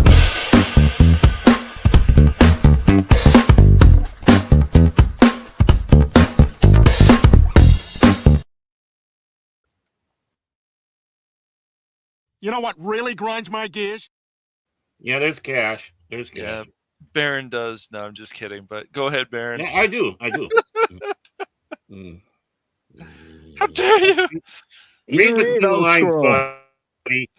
Read between the lines. Okay, what we got here is from Bounding into Comics, which is not as bounding as it used to be, but hey, we'll still read from it. That's for sure. Yeah, you should hear the diatribe that Cash had before the show. I mean, whew, that was a show-worthy diatribe. Sure. It started. I come walking in to the green room, and You know what really grinds my gears? Sure. Yeah, but Baron. that's here we Cash go. every day. Just ask Helion. I mean, how many times Sure. has he already had to Whatever. hear the professor go, Yeah. you know, Helion, this is what grinds my gears. uh-huh, Mike and Baron, they're Yep. always picking on me, and I This can't is- handle it anymore. This is what happens when these people watch too much CNN. They think they don't, but I don't watch CNN. sure, it's okay. I barely watch any of the news. I Uh-huh. read about it, but I don't hardly ever Sure. watch it. Sure, it's okay. I don't even watch my local news. mm-mm. It's all right. Sometimes they're the worst,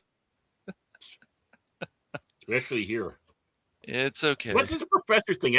What is Cash getting called professor now? No, Now that is no. fake news. Helion let me know that Cash reminds her of a professor that she once had because of the way he talks. Can't help it. I keep myself informed on a lot of things. So, anyways, continue on. So, No, So- it's more like your tone of voice, Cash. Yeah, I guess so. Sure. That's what she's referencing. Whatever you yeah, say. halfway Mike. through the class, she's falling asleep. Yeah, sure. Yep. That's why these people keep messaging. Halfway through this Sure. broadcast, Baron and I are falling asleep. It's like, Whatever. huh? Yeah, you guys put me to sleep too. But anyways, continue on. Yeah. Go ahead, Barry. Go ahead. We're having fun tonight. We're supposed to have fun every night anyway. Okay. I'll take your word for it. Okay, so we got here again from not so Okay. bounding in the Negative 2 cents from now on. What did I do? It's what you always do, Baron. I'm reading a story You that you poked so the bear. cowardly ran away from. That's right. I didn't run away from anything. Go ahead. Mike's ahead, just Barry. taking sense away from you. So I'm this is coming from, taking away the last 2 cents he had. he goes, "Go ahead, Baron," and then they keep on going. Here I am. I'm trying to do the job, and they're the ones that are yucking it up. So let's get professional for once. Yeah, good. that's right. So this is coming from not so bounding in the comics. It's in the video game section. Who, Cash or me?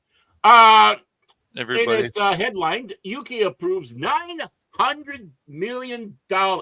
$900 million class action lawsuit alleging Valve's 30% Steam share revenue is excessive and unfair to players.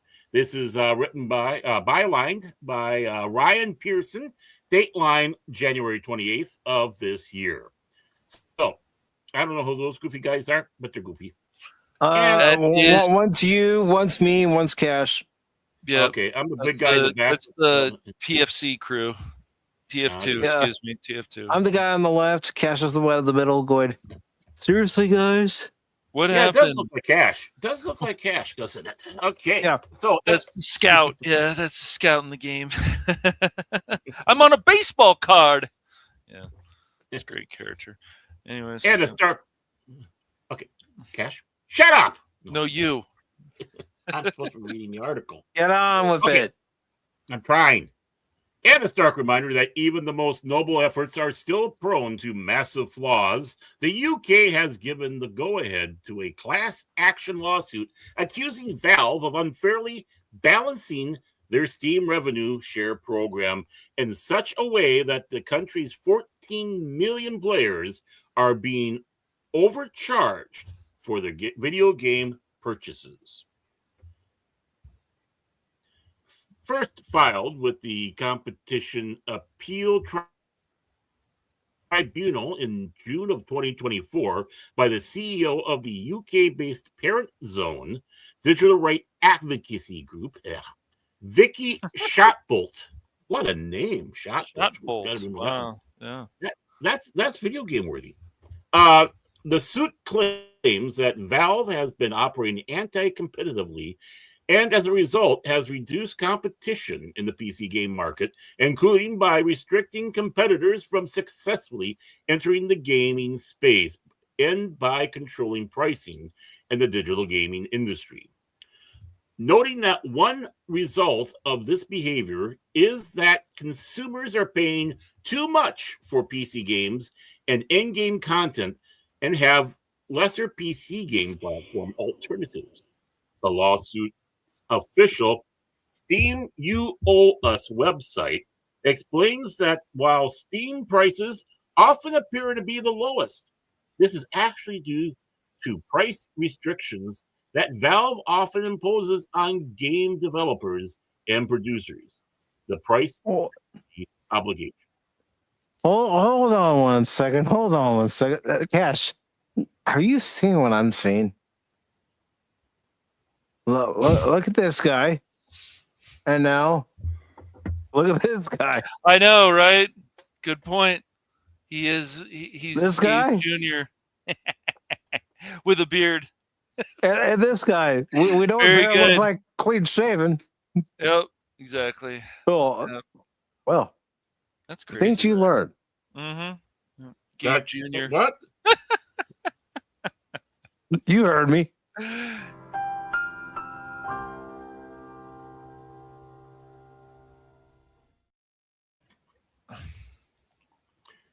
This means a publisher or developer would not be able to list a game on another platform as well as Steam, unless the prices offered on Steam is the same or lower.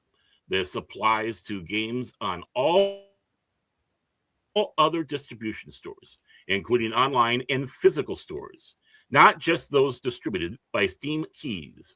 This allows Valve to maintain the monopoly position it has for PC games, as there is not real incentive for gamers to go elsewhere, where a game may be cheaper, which would then in turn enable those other platforms to improve.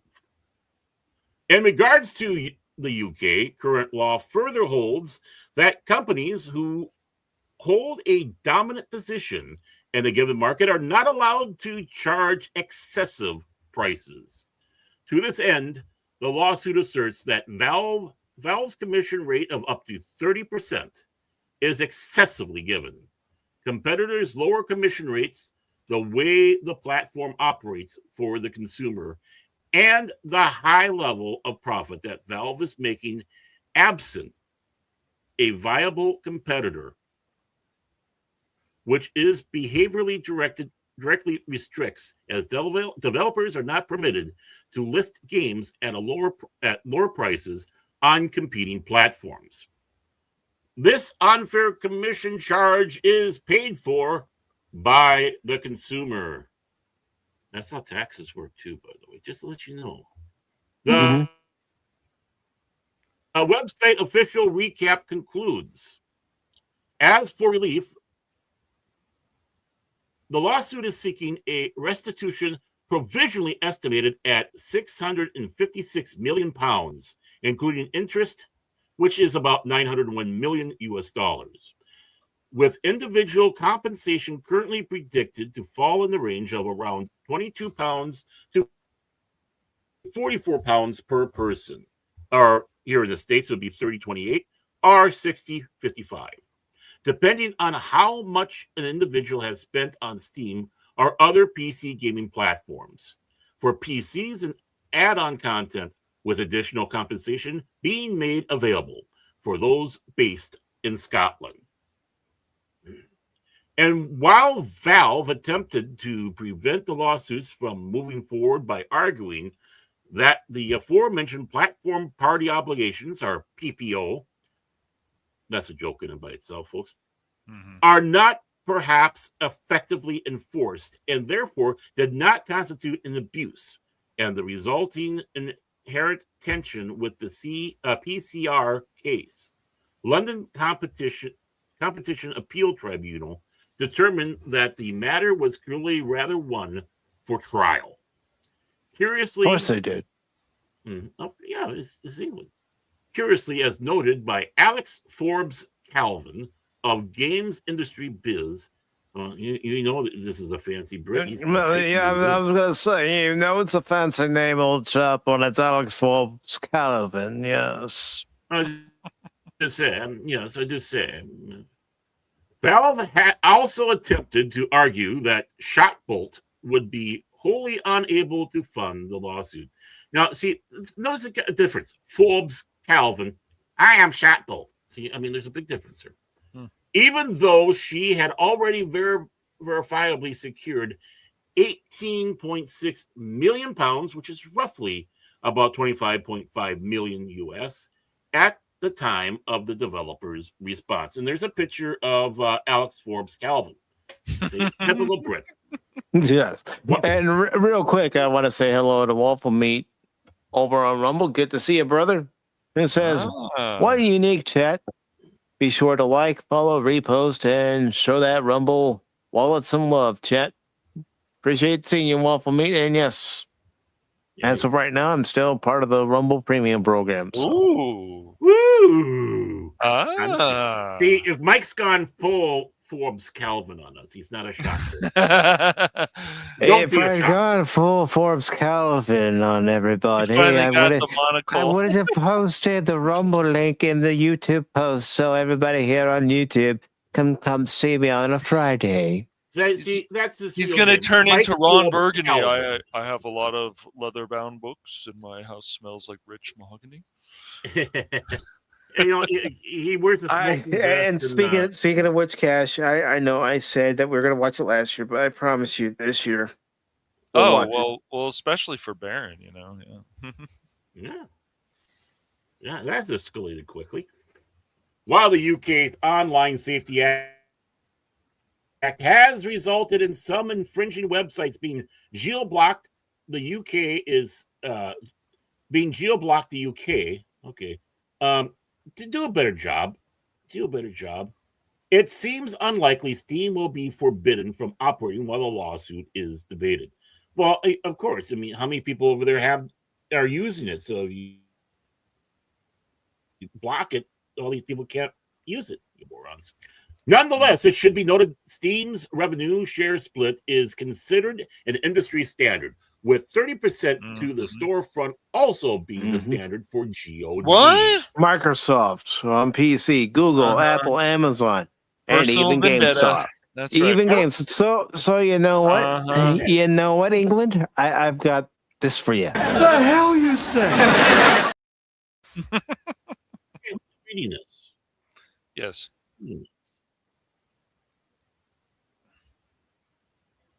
Go ahead, Barrett.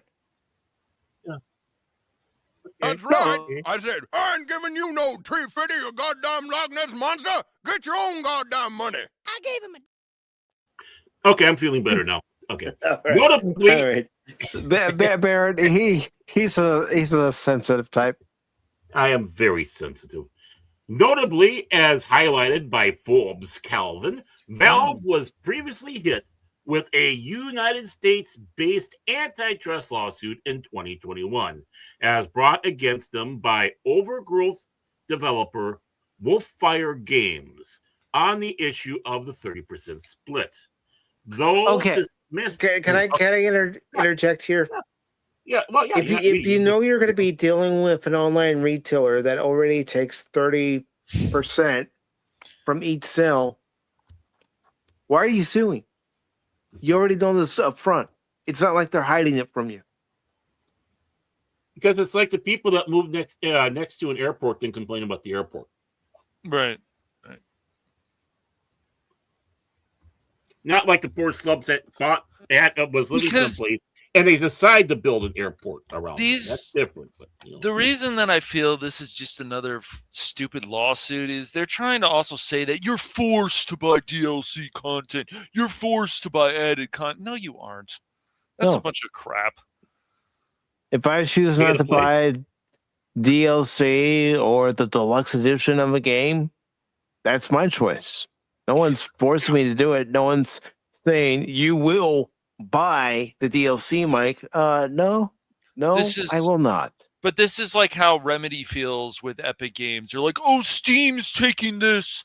We can't put our games on there anymore, but Epic is so good to us. Yet, if you think about it, you don't have to buy anything on Epic Games. You can just get the free games. You don't have to buy anything from Epic. You don't have to buy anything from Steam. GOG like you said, you're go not for the free games. That's right. You're not forced to buy this stuff, but this lawsuit just seems like a bunch of crap. It seems frivolous. Are the ones that are on super sales. That's right. Yeah, I mean, that's basically how it goes. Like, I can wait. Oh, big super sale here. If they really I got it for $5, then like next year it comes in as $2, and you cuss them out because damn it, I got it for $5. You screwed me. If they want to criticize anything of Valve, they can talk about the fact that some of the flash sales have gone away. They can talk about some of the censorship that goes on. They can talk about things like that. But no, they want to throw on this lawsuit and say, see, and all these people agree with us. And it's like, yet all these other companies take 30%, but you weren't mad at them. I see. So, yeah. EA thought the same thing, too. We're going to leave Valve. We're going to leave them. Oh, we're sorry. Well, we're sorry. We need to come back after a few years. We couldn't run our launcher by ourselves anymore. Redstone, good to see you, brother. Hey, buddy. Well, what this truly is, honestly, is Steam is the big boy. He's the big boy out there, right? And all the other ones, they might be big boys too, but they're not as big, and they're jealous. Nope. That's right. And this is a thing where, we're going to throw... It's just like, I was always against the Microsoft, quote-unquote, monopoly thing. Why? Yes. Because you had other options. You could go Linux. You could go Apple. Right. Back in that day. And it wasn't like it is today with the operating systems. But you had other choices. So like, it didn't affect me. I was working on Apple stuff and Macintoshes back then. Right. But you have other options. Just the fact that a lot of people wanted to use Microsoft by their choice, whether it's business or whatnot. Somehow, them getting rid of Steve Jobs ruined it for Apple to get those app. Steve Jobs passing away ruined it for Apple. Well, they didn't want to find somebody else, and they wanted to get a businessman, Tim Cook. The thing is, go ahead. No. I'm talking about further back when the Macintosh first came out. You're talking about His vision was that to be used for offices and business and graphics, and when it comes down to it, Macintosh had kick-ass graphics, beat Windows, but he turned his nose up at the gaming industry, which was a big mistake. But of course, they fired him or got rid of him not long after. So them doing the push to get Macintosh into the business workspace didn't exactly work well because they started having idiots running Apple. Then of course, then you talk about it as it comes up sooner, in his revitalization. But see, that's the big problem. There was that opportunity for it, but people kept with Microsoft. They were familiar with Microsoft. a lot of people had it at home, so you could, you could in the days have someone working at home with the stuff, maybe phoning it in with a BBS or internet line into the company, or whatnot, being that the internet wasn't for full public use at that time. And you had it open. Now there are other things about Microsoft you could have gone after, right? But the thing is just because everybody's picking that one over the others, they're available out there. It's just this is what the people are wanting. People are wanting to have Valve or Steam, right? Mm-hmm. Yes. What's most common out there? Yeah, you got the Epic, you got the others. Good or bad that their services are, that's immaterial, but they're out there. But and none of them are perfect. But Steam's done a lot perfect. for people. But I mean, even GOG did some censoring, so it's like, they all play these games. They want to get the money from China or whatever it is. So it's just wherever that revenue source is coming from. Mm-hmm. And it's kind of annoying. So like GOG can do some things here and there. Valve's obviously done some more things, but if you're going to sue them, you should have a better reason than this. Right. This is just as poor. Yes. As it was back with the Microsoft lawsuit. It's basically that you're the big boy and we don't like the fact that you're doing better than us. Yep.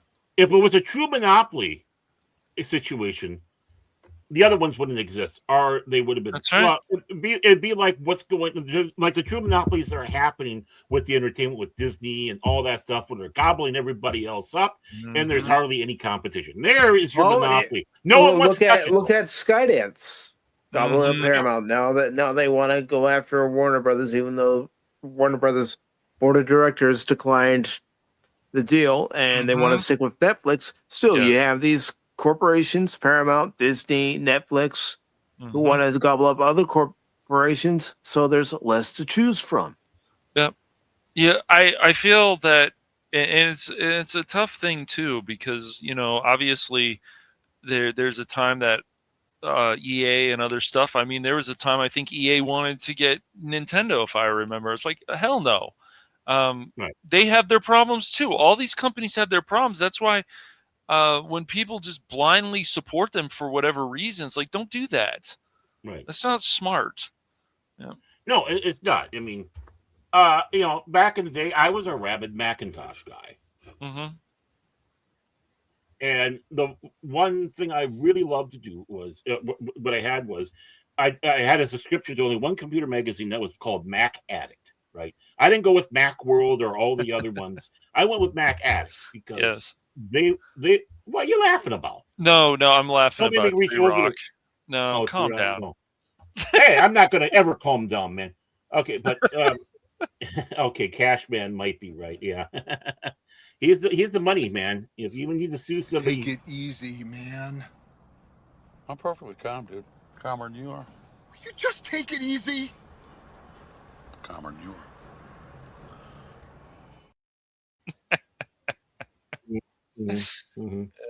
I'm wired, man. I'm wired. I'm coming after you all. That's it. Hey, thank you for throwing me off of what I was going to sit back and say. Oh gosh. All right, just take a deep breath. Hey, I was on a roll.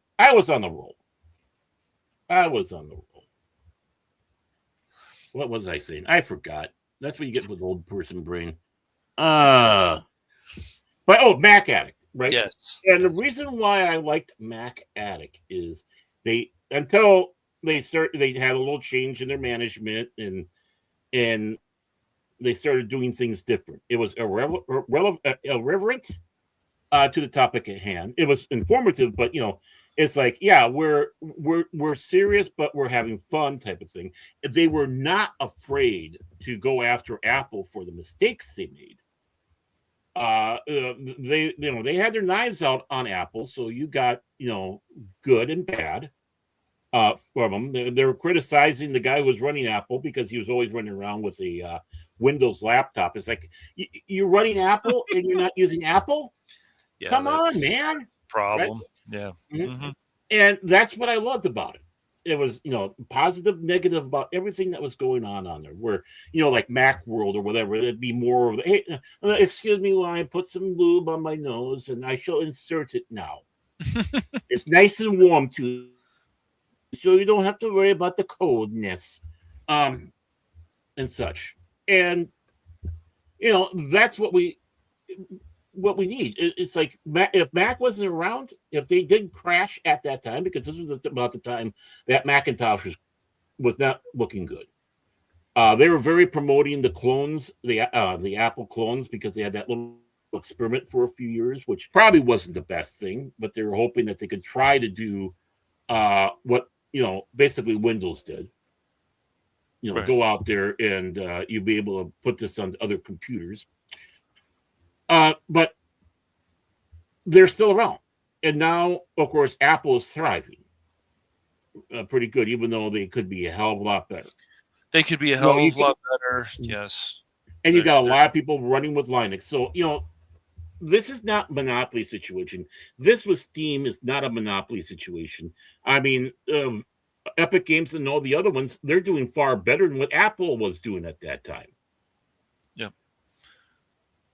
It also helps that with Apple stores and so on, the customer service is really good. Those people really go out of their way to know the products, which is important. Yeah.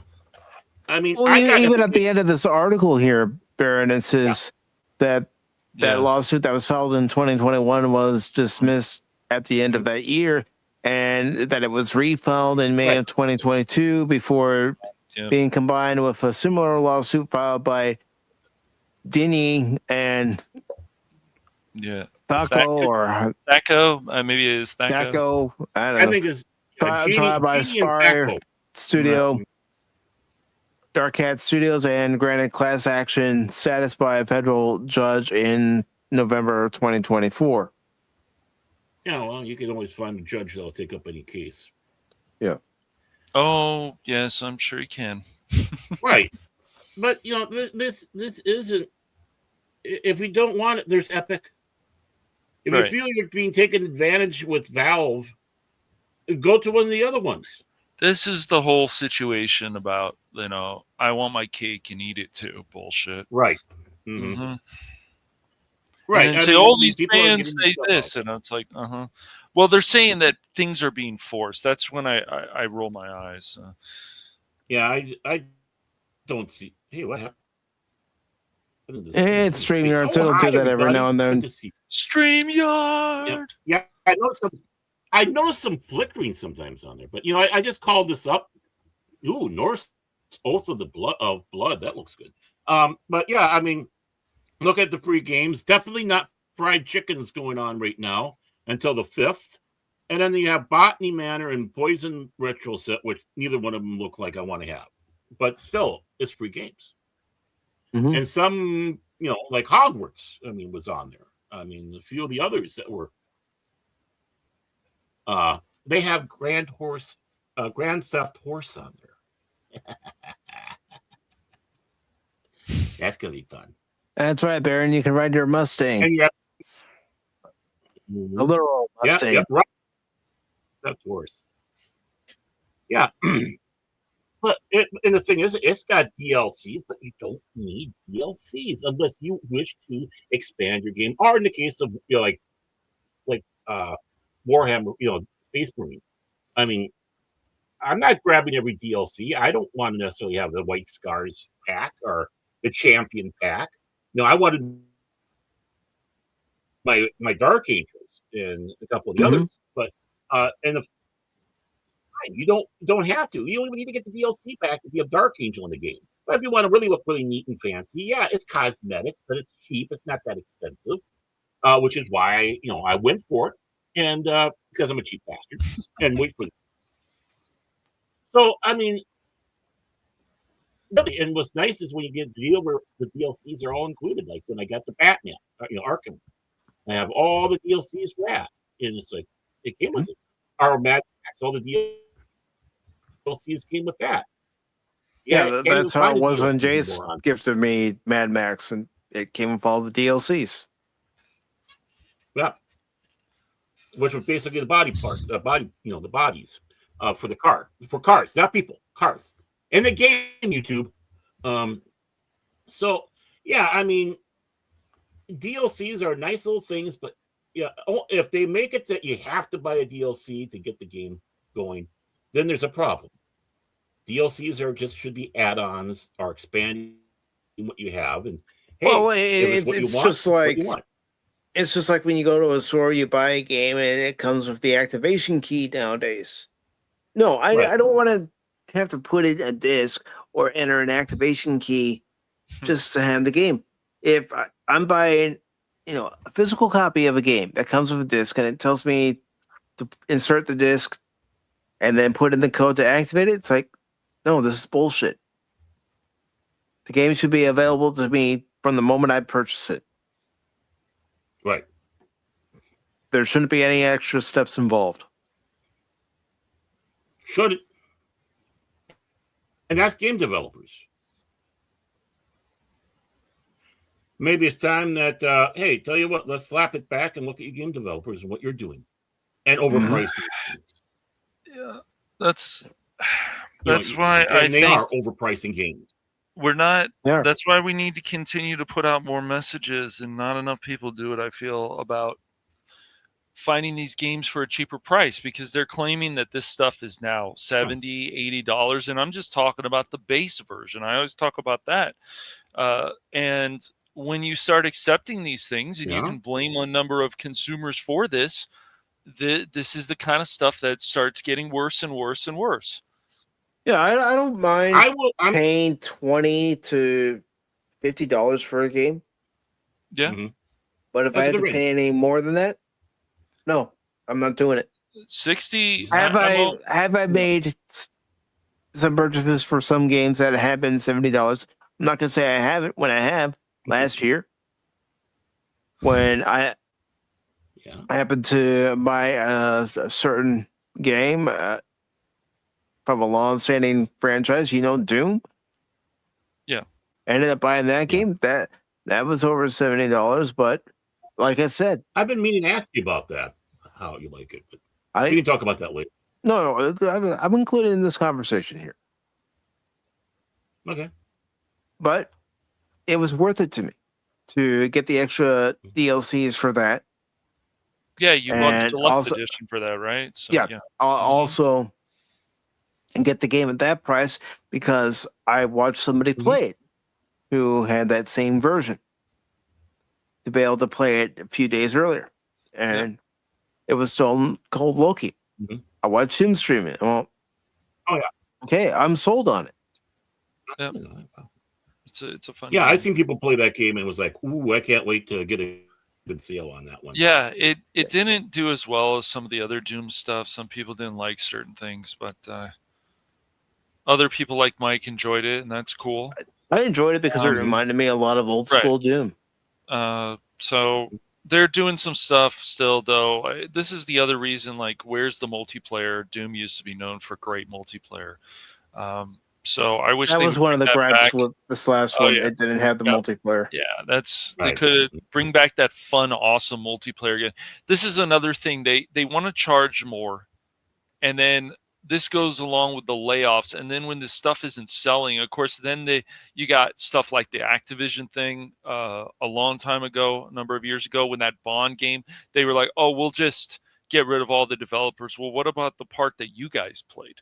They did a Bond game where they wiped their hands clean of that. Yeah, it's exactly. Like, oh no, we right, and we didn't have anything to do with this game falling apart and doing tons of time. We've seen EA get involved in too much. That's why I think there's things that happen like Sims, like it was SimCity actually, so the last SimCity game where we had to have an always online connection. And I have a feeling that was EA's influence, because even EA was happy to throw Maxis under the bus when the game wasn't selling that well. So, instead of doing the right thing and saying, yes, we bought you, but we'll back off unless you're not making us money. Yeah. Unless you really need our advice. But no, they have to get their hands in the cookie jar too many times. And then the problems start happening. That's the problem. You have too many chefs in the kitchen. Mm-hmm. The problem is you got so many people that think they know better than the ones that they actually hire. Exactly. It's like, did you study any of this? No. I got management school. It's like, well, we studied for this. We know how it works. Don't tell us how to do this job if you don't know how to do the job. Exactly. You want something, Cash, do it. I do believe it's time for you to read the next article. Hasbro of all things. Hold on. Let me I know you got to play Let the me do the thing, man. The thing. Do the thing, man. Do the thing.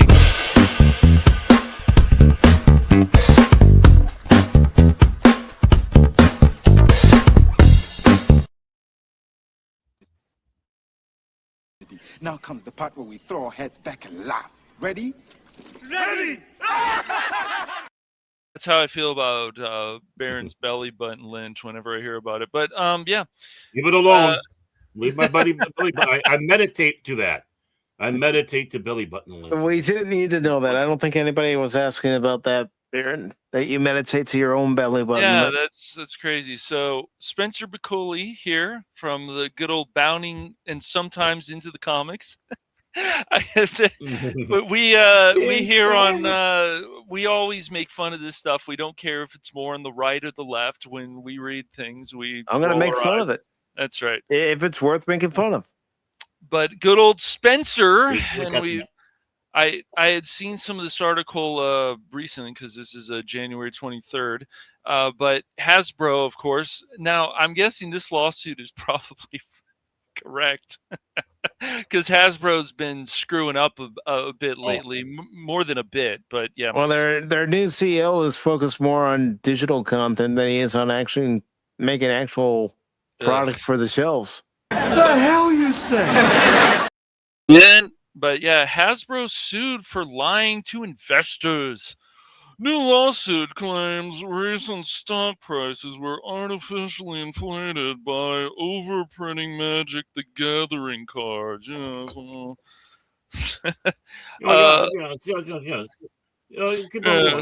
Yes. Well, both fans and Wall Street have long recognized. I'm trying not to laugh, but you're making me laugh. That's right. That's right. Well, both fans and Wall Street have long recognized Magic the Gathering's role in keeping Hasbro afloat. A new lawsuit has accused the popular toy manufacturer of lying to investors regarding the TCG's recent sales success, even going so far as to begin overprinting sets in order to sell the ruse. Guys. I just say. That sounds like a bit of a sticky wicket there. Yes. Yeah, double A. Oh, good. Some new names here. Jointly filed by shareholders Joseph Chronicono. I think that's Chronicono. Yeah. Yeah. I think he was one of the colonies. He's probably one of those. Yes, that's very good. There's Olton McGlowan with the U.S. District Court of Rhode Island on January 21st. The lawsuit accuses Hasbro executive leadership, including CEO Chris Cox. Oh, yes, of the Cox. The Cox, yes, very good, very good.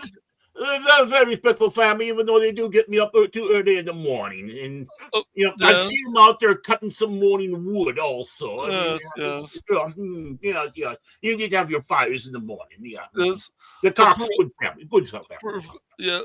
Providing materially false and misleading statements to investors as to the current health of their most important line of products, which in turn led to the collapse of the game's second-hand market. Yes, very, very good. Yes. Second-hand. Very good. Well, we need to have those. Yeah, second-hand curiosity shops. So very important. Yes. Yeah. Per a recap provided by the Rhode Island-based Go Local Prove news outlet, the case receiving their attention due to Hasbro's current headquarters being located in Pawtucket. The lawsuit explains Magic is a popular card game which notably features rare cards highly sought after by the collectors. Such cards may fetch upwards of thousands of dollars on the secondary market. Yes. I get it. It's good. It's good to see Fat Stephen in the Fat chat. Steven. It's good to see you, good man. Yeah, the Dominion of Canada. Yeah, good man. Good man. Yeah, part of the British, but part of our empire. Yes. Good man. Yes, it's good to see Mr. Fat Steven here. Who says the Canadian way of saying, hey, gay? It's gay. Yeah. Even if they have that dish with the fries and the gravies on it. I mean, they obviously do a little bit uncivil there. They don't understand you. You have to have your toast, peas with gravy and all that. Yes. And your morning blood sausage. Oh, yes. He said we have lesbian cuts. Oh, does he now? There's the only one. There's the only one of a lesbian cut. Yeah, it feels that I enjoy women. Trapped in a man's body. Yes, exactly. I just want to make sure that people know that. God. I'm not into that brotherly love, as you might say, the love that must not be mentioned. So this is my way to signal to the ladies. I am more than willing. Remember, Stephen, all the robots want to do in the Ark Raiders game is give you a hug. Yes, I do. Oh, it's a friendly game. I have not played that yet. It was given to me, but I haven't even fired it up. You need to have some chops to play with me, And not that way. You hear that, Steven? You hear that? You could be burdened by what has been with Cash, Baron, and myself playing Ark Raiders. Raiders of the Lost Ark. Oh, what's going to hell no? Statement you have there, my good man. Burdened by what has been. I mean, we could sit in a philosophy class and ponder that for years. Steven right now is saying, "Oh hell no, I don't want to be stuck with you three retards." Here's one to talk. Yes. It's like, he's from Canada. It's like And I'm saying that because I'm the retard of the group. No. I installed their last prime minister. Yes. He's in a lesbian relationship with prime minister? Perry. Awesome. What can it screw up?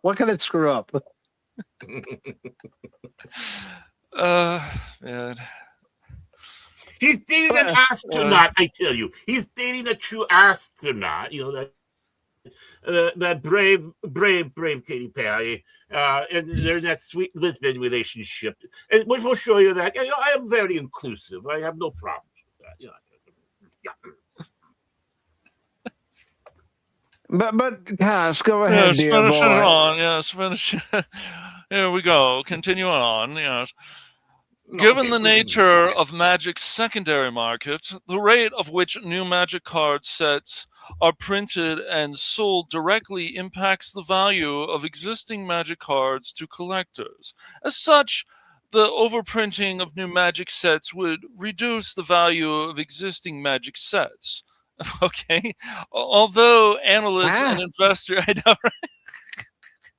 Is that some AI stuff there? I don't know. We've talked about it before. Well, some of these articles feel like they're written by AI. I believe that former Vice President Kamala Harris is part of the writing staff.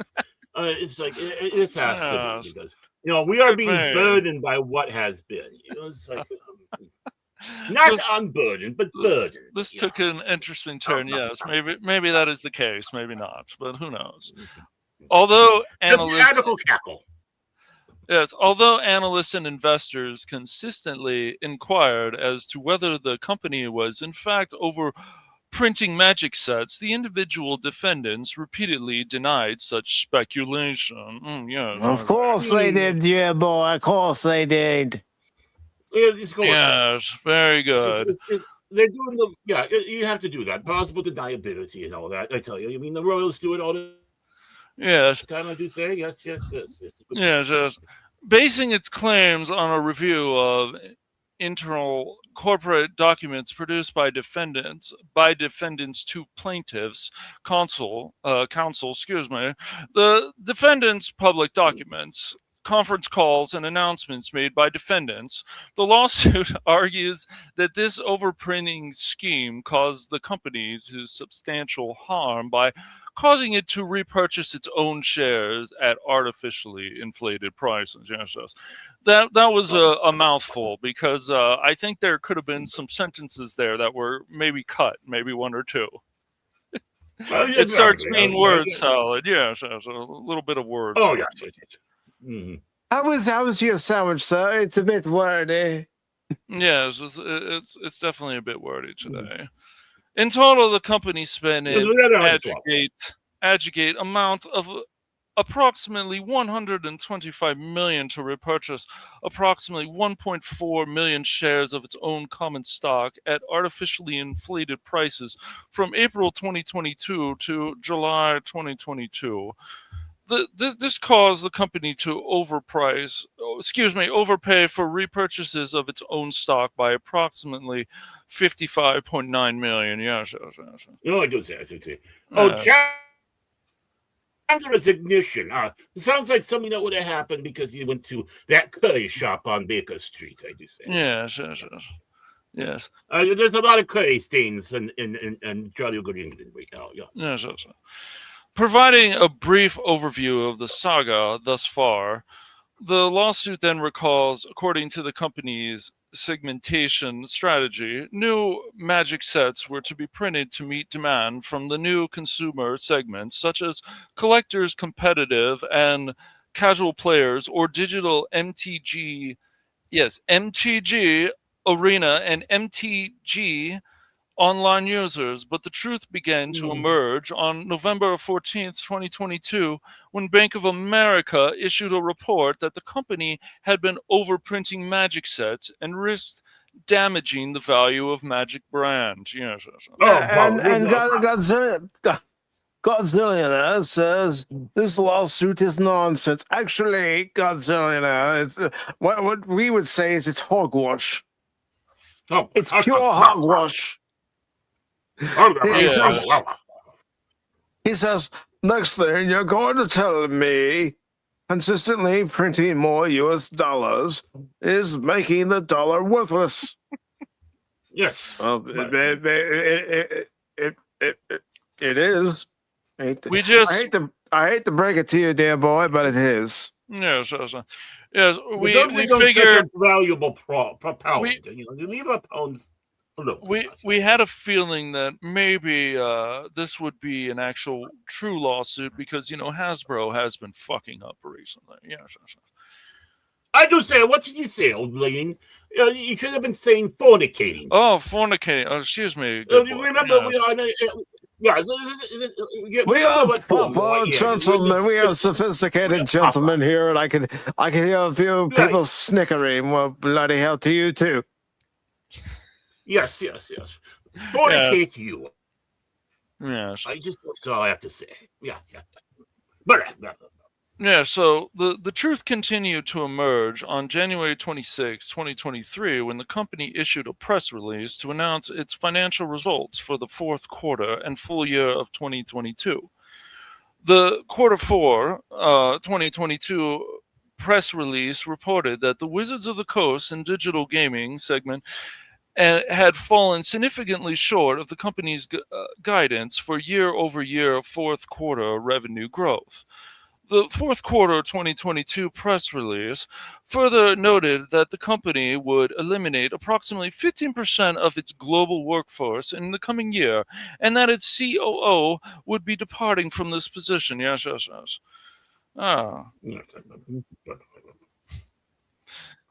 The truth finally emerged on October 26, 2023, before the market opened, when Hasbro issued a press release to announce its disappointing financial results for the third quarter of 2023. The third quarter 2023 press release reported that the company had reduced owned inventory by 27%, but further noted the consumer products inventories has decreased by 34%. Inventories. Excuse me, good boy. Yes. Yeah. This sounds like one of the articles from the Strike. Are you sure you're reading from the proper? I think so, good boy. I think so. During the earnings call held that the same day, yes, the individual defendants stated that the reduction in total owned inventory was primarily driven by the reduction in non-Wizards inventory in the breach of this fiduciary duties owned to Hasbro willingly or recklessly made and or cause the company to make false and misleading statements. Yes. Fiduciary. The word you're looking for is fiduciary. Fiduciary, yes. I'm rather embarrassed that Cash Pence said that wrong. You say. Yes, fixing these words. Yes. Further detailing their clients' grievances, Chrono and McGlone's legal team argued that these dodgy statements from Hasbro leadership were made in the breach of this fiduciary. Am I saying that right? I think so. Fiduciary. Excuse me, fiduciary. Yes, I haven't heard that I word. was trying not to laugh because I'm the one on the show who always screws up the words. Duties to own to Hasbro willingly or recklessly made or caused the company to make false and misleading statements. My goodness, there's a lot of stuff in quotes, isn't there? Yeah. Oh, this is quite a bitch. It's like when I got that parrot from the yes. From the pet shop, and the parrot was dead, and they insisted it was still alive. Yes. There's a lot of bobs and bits in this article. Yes, there is. Yes. Hasbro's strategy with regard to printing Magic cards was not as carefully thought out as portrayed. The company was in fact printing a volume of Magic sets which exceeded customer demand. The company's inventory allocation management was problematic, particularly as it pertained to the company's printing strategy for the Magic sets. The company was overloaded the market with Magic sets to generate revenue and to offset shortfalls within the company.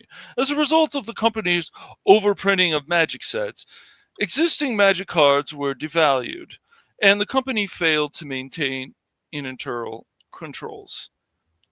To say that's rather hard. It's not like when I was reared in the British Navy. They made sure that things were under control.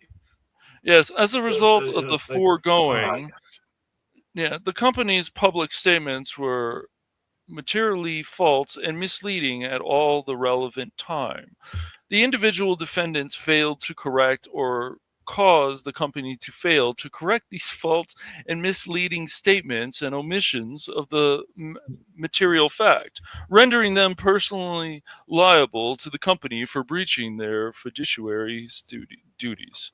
Oh, bravo, old man! You did it. Yes, my God, fiduciary. Yes, fiduciary. Yes. Very good, very good. We get things right here on the Pop Talk and other channels. Yes, and Three Rock Creation says, in other words, the Magic cards lost their magic.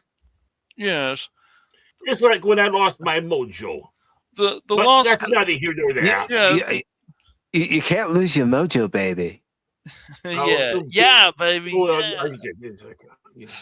I needed a little voodoo, you might say. Yes. The lawsuit also claims that Hasbro utilized the revenue of Magic to account for revenue shortfalls elsewhere in the company.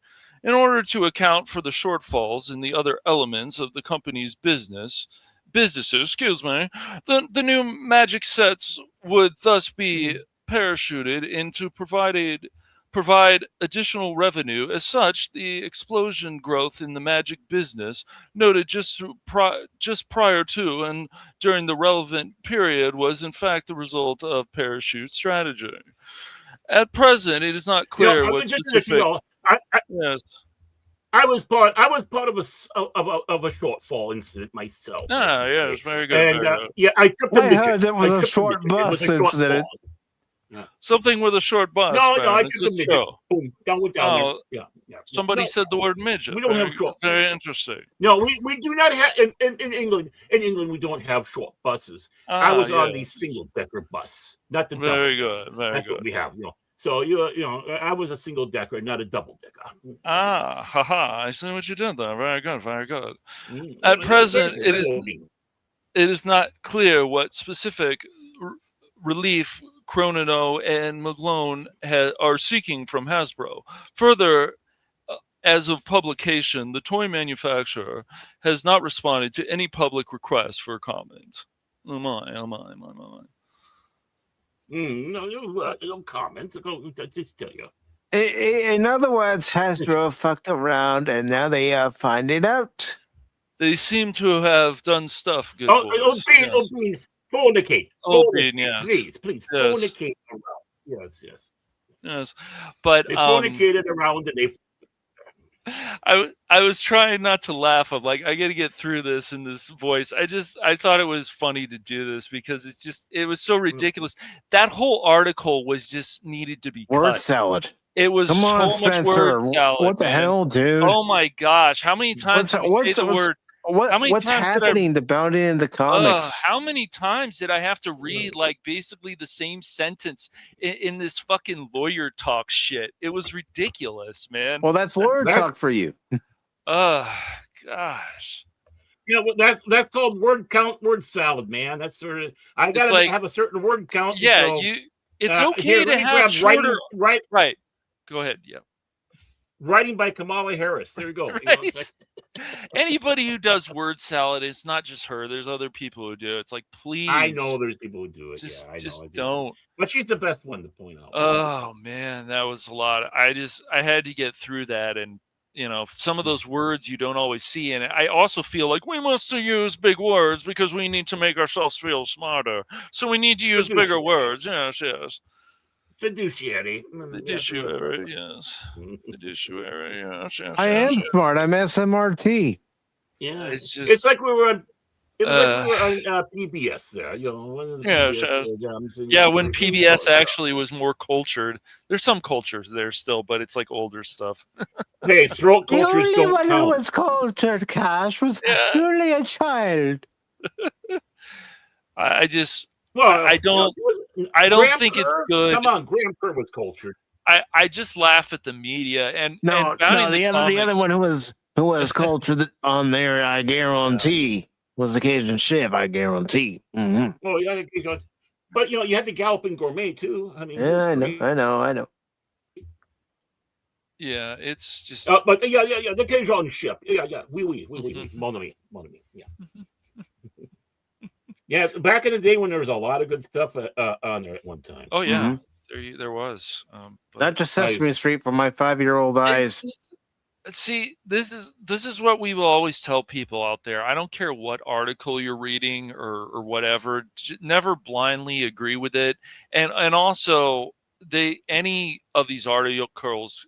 Excuse me. Any of these articles can be word salad, and Bounty in the Comics and Cosmic Comic Book News, they can also embarrass themselves. So. They all can. Well, every single one of them. Yeah, even when we read an article from Variety or The Hollywood Reporter or Deadline, or as Baron likes to call it, Unalive Line. Yep. I mean, people even in the comments, and the comics, but the comments, they are calling them out. People are asking, what the hell has happened to this website? Because you start seeing changes, and you go, I don't think this is the best change for this. Oh, well, we're not done with Bounty in the Comics just yet. But before we get to the last two Bounty in the Comics article, let's go ahead and take a look at the weekend box office. Give ourselves a little break for them for a little bit. Woo! Before we go back. So, ladies and gentlemen, the weekend box office.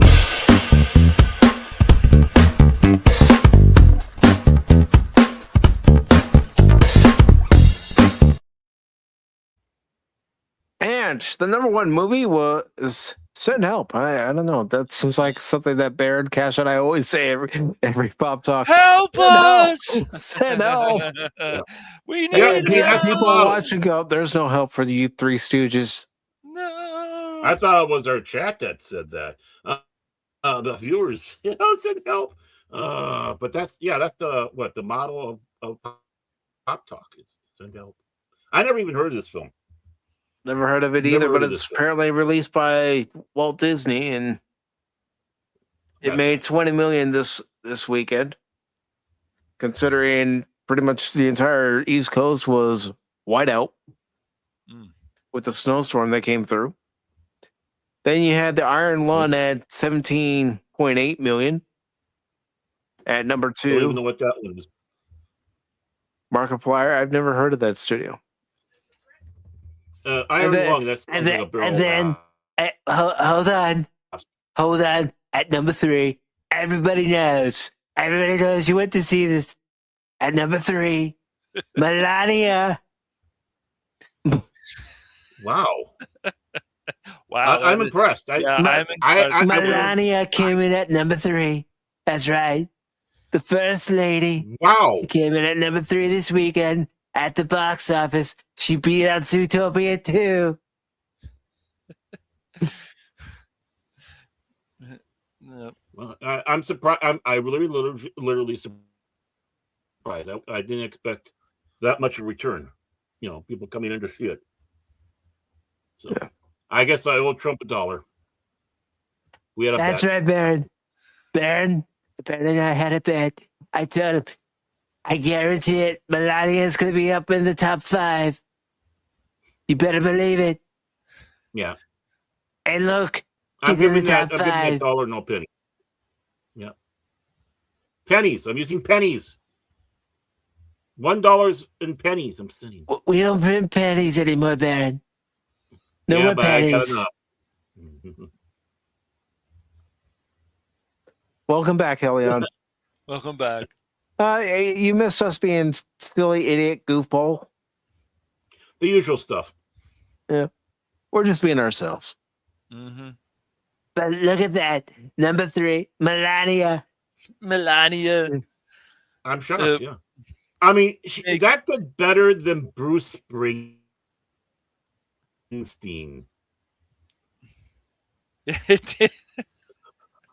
Yeah. I What mean, is that granted, telling he you? wasn't talking- Melania does better than Bruce. Blah, here or there. Because that's all Bruce does, is mumbling his songs. Yeah, and they think that Born in USA is a great Born patriotic song. in and the all of it. USA, I was Which is about the only thing you can born, understand. And it sounds like yeah. he's on a toilet trying to pass. It's still not as bad as Oh, Bob I was Dylan. going to say, sounds like he's trying to have a bowel movement. I always thought You that. Of course, okay? everyone's like, oh, it's such a great song You for okay, America. Yeah. Bruce? You need a laxative or anything? Get rid of that Born constipation. in the USA, I was. Here, little known fact: 2 different concerts, he got a prolapse colon singing that That's song. right. They had to go out and man. back with a stick and get it back in there and say, "Go out there, boss." But no, Get out there, boss! Come on, Hoss. yeah. Get out there, boss. Born in USA was just trashing America. Piece of shit. I didn't. I guess he I didn't doesn't listen change. to the lyrics that much. I don't know. Bruce Springsteen, just his music. No. Like I said, Max Weinberg, their drummer. I thought he was the best thing about that East Street Band. Is that what it was called? Well, that's just the E Street Band is great. Yeah, I mean, know. the You're right. Saxophonist Yes, who passed away not too long ago. I believe he was in Bill and Ted's. The first one. Oh, nice. I mean, you know, if the E Street Band would actually find someone other than Bruce Springsteen to be a singer, I think, oh God, it'd be beautiful. I mean, if Tiny Tim would be better. Dig up Tiny Tim and put him out there. Tiptoe through the tulip, born in the USA, born in the USA. I love the fact that we have singers nowadays or whatever that like to slur words when they sing and other stuff. It's really it's Like, just what the great. hell are you saying? Yeah, Am I listening to another Bruce Springsteen? we got a guy Yeah. who's gonna, because the NFL needs to continue to be so progressive in their minds.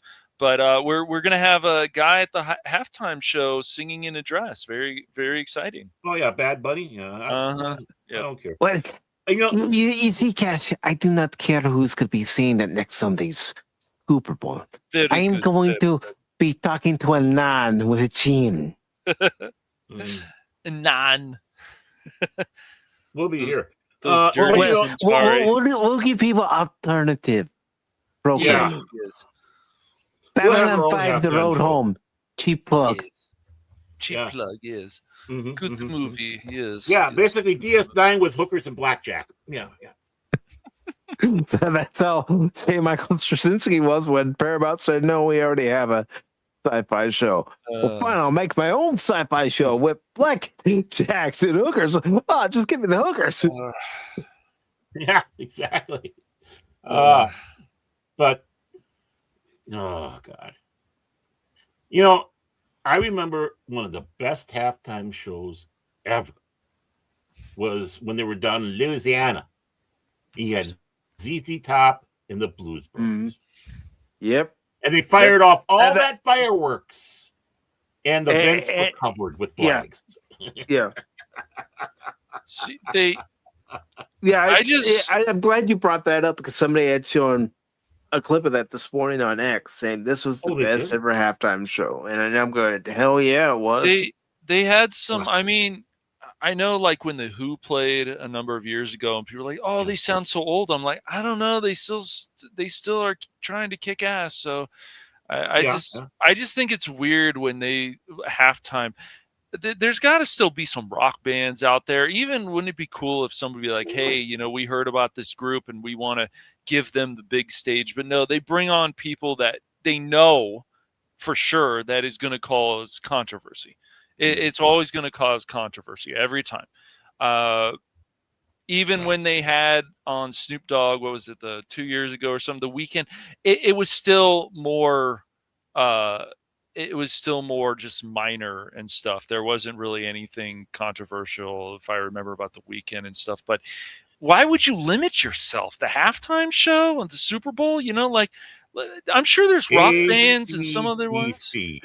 Yeah, exactly. Can you imagine AC? Why not? Even after all these years, why not? The lights go out. Well, the reason why you here. get these subpar acts is because you get subpar writing in TV shows. You get subpar game development. Yes. It's the lack of creativity. Yep. Right. It is. The lack of wanting to try something new. Going somewhere and say, you know what? Those people on stage, let's make them famous. Mm-hmm. Like Johnny on the Tonight Show. Yeah, of course. Well, people are, a lot of the entertainers now, they don't strive. They don't, you don't feel that they want to be as great as they can at their craft. They're just like, I'm subpar, or we're going to bring on this person, or this is considered progressive for us. Fine, you can bring on anybody you want to the halftime show, but you're just bringing on people that A, start hating America, and B, which is really stupid, especially at a Super Bowl halftime show. B, you just want to bring in that controversy because you do. But there's got to be because they know it's going to get ratings if they have a headline act. Of course, that part of the country loves, part of the country hates. Yes, and then it'll mean ratings. Right, people will keep watching the big game. To see what happens in the halftime show. And then they'll be talking about it on social media, talking about it on YouTube channels, wherever, talking about it on your morning news the next day. Yep. And that's the whole thing now. And it's really sad. Like you can just skip a lot of if it's the national anthem, I hate to say it, but you skip that. You skip that with any sport events that you're watching, probably. Usually not baseball so much, I guess, but the NFL, and you skip certain things, and then you just watch the game. It depends what you skip. If your team's trailing going into the ninth, it's like, well, I see where this game's going. Yeah. That's Yeah. true. But I'm sure they're going to have the Black National it's anthem, going to and I'm be. sure they'll have the Mexican. I have no idea. I don't think so. Anthem that they did. Yeah. Remember when they did that for yeah. United States? They did that. I'm not surprised. Like, no, unfortunately. it's like no. This is the United freaking States. Yeah, exactly. Well, say, can you see?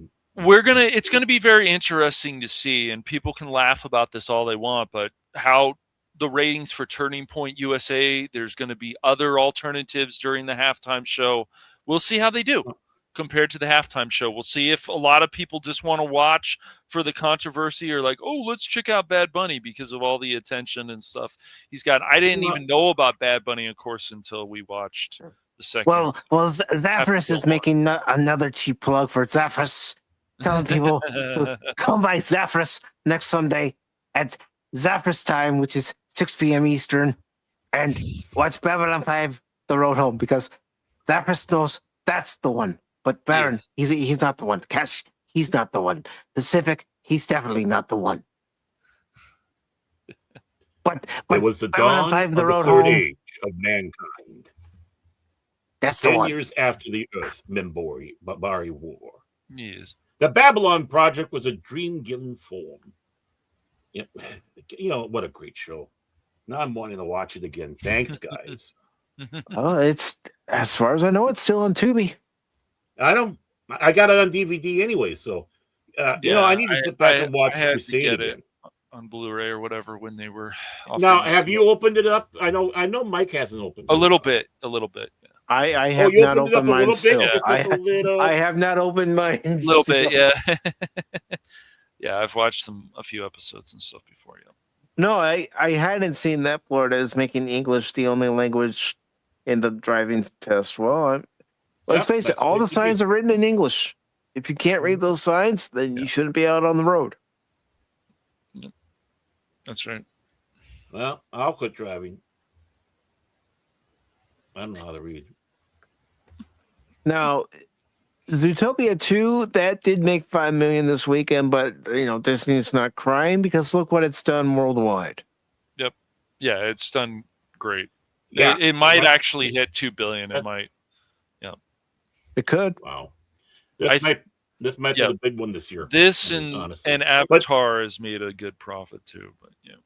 Well, how long has it been? Is this all 2026 for that one, or did it open up? No, it started late 2025. Okay. I agree, Helion, 100%.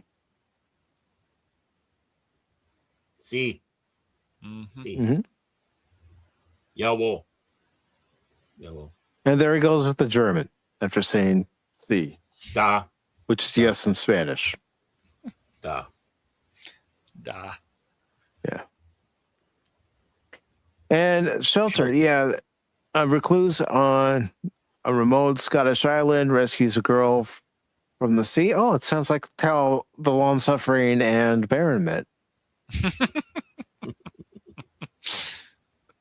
Maybe it's because Amelia's escaped freedom. Yeah, unleashing a perilous sequence of events that culminate in an attack on his home, compelling him to face his turbulent history. Well, I mean, he was in radio, so yeah. Baron was the siren and stuff. He was trying to sink all the ships, and then the long suffering was like, "Who is this jackass?" And then they started talking, and well, that's a different story about when I was in radio. That story is almost unbelievable. That I have there. I'll save it for later though. But yeah, the Coke was flowing. That was the nose candy of choice back in the day. It's like, no, ours we didn't have that at our station, but a lot of the stations around here. Oh yeah, it was snowing in July. Let's just put it that way. Oh boy, I bet. Mm-hmm.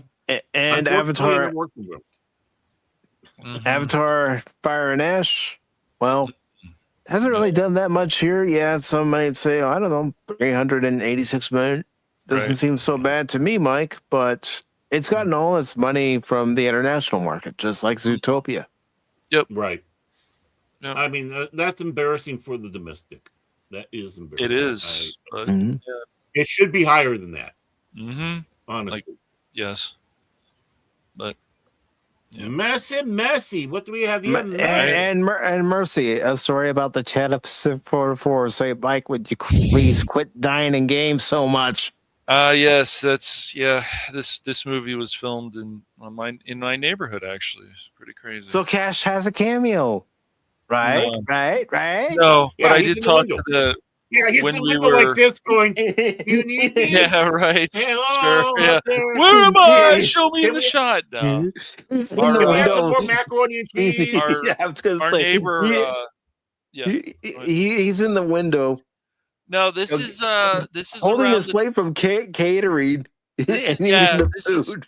This is around the time when the family got catering, and I talked to that guy from Amazon. And what show do you think that he was telling me about? Take a guess. It's something Padawannabe loves, which is fine. But X-Men, man, X-Men. you got it. You got it. Oh, have you watched that new X-Men we heard the '97 show? I'm like, dude, they did some stuff in that show. Oh, you got to check it out, though, man.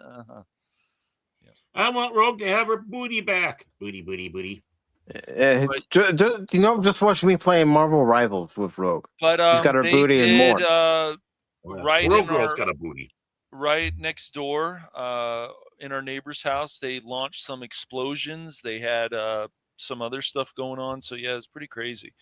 They had that one show from the Apple TV come here, and then after that, we had Amazon here, Amazon Studios. So it's kind of crazy. Yeah. A lot of people around. Yeah. And then Tim, in beeps, tell us in 1 beep if you're okay, and 2 beeps if you're not. Yeah. The thing is they're all coming into that neighborhood and they all have a picture going. You see this guy hanging around. Just please be careful. Yeah, afforded. It was offered to all the neighborhood. Just give him some macaroni cheese and it's like people. This guy, he's people were paid to have their property used. Of course, they had to be, and they gave people money, and then they gave us catering from the food. Most of it was good.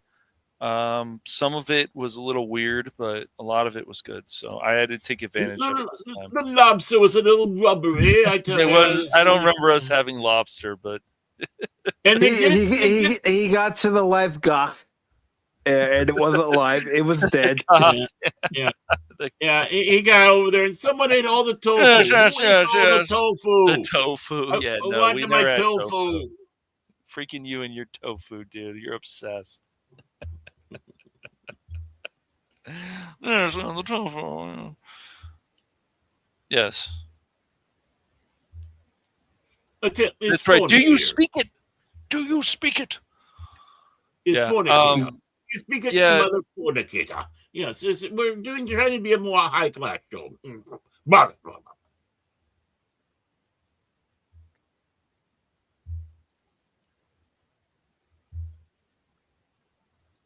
Boy, it got quiet. What did I say? What did I do? Nothing. I'm catching up on the comments. But Mercy, the Pacific414 subscribers story and followers story. Mike, would you please stop dying in games? No, it's fun. I don't want him to stop dying. He really gets foul mouth. You son of a bitch! Just go in there and go. Hey, Mike. Yeah. Oh, okay. I'll let you guys in on something. That thumbnail I made, I was almost going to use a picture of me and have me be the one in today's thumbnail. I was almost going to do that. You should have, man. Come on, man. Great advertising, man. Great advertising. I know. I get like a clown when I play games.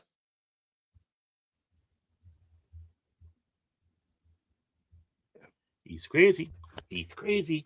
He's crazy. And let's see, The Housemaid, Anonymous' favorite movie. Hey, Sydney Sweeney's in it. It could be my favorite movie too. Boobies. I saw pictures from that movie. Ooh. Yeah, I bet. Hey. I bet you did. I bet you did. You okay, Baron? You need a smoke? Yes. I was holding off so someone else could say it, but yeah, let's just put it this way: I don't care if she's a good actress, bad actress, or whatever. Boobies! Oh my God, what a good-looking woman! Oh, and Lady Mister is rolling her eyes. Helion's probably rolling her eyes, but hey, we're men.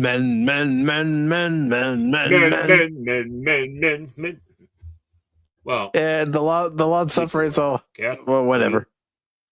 He said he'll be right back. Yeah. But yeah.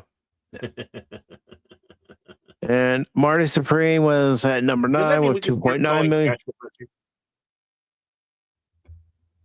Oh, Helion's relieved. Good.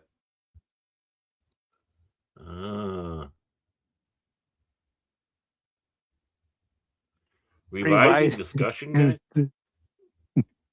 She's doing typos. She's notorious for it. Hey, riveting discussion is probably what she meant. Yeah, probably.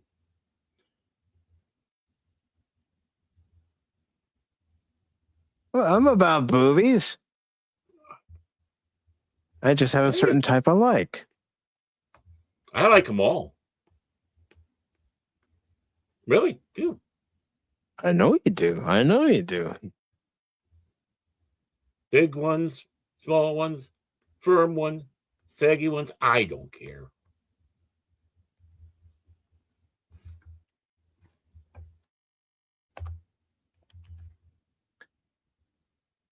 I'm an equal opportunity pervert. You know, I'm really, you know what? I'm going to be really honest here with that statement that was put out there.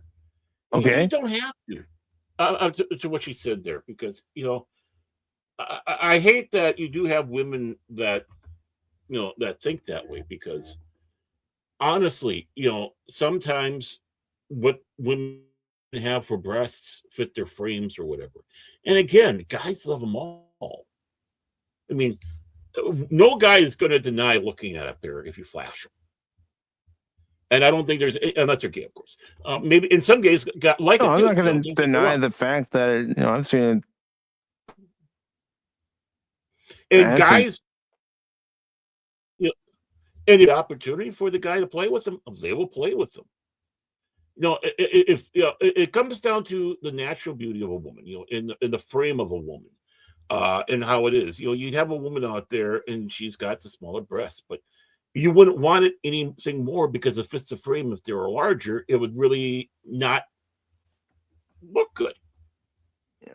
And the same thing, you got some women that have big breasts and it fits their body, and it goes down to the bootay. It doesn't matter. You know, they have thin hips, wide hips, whatever. The thing that comes out of it all is who you are. Too. Yeah.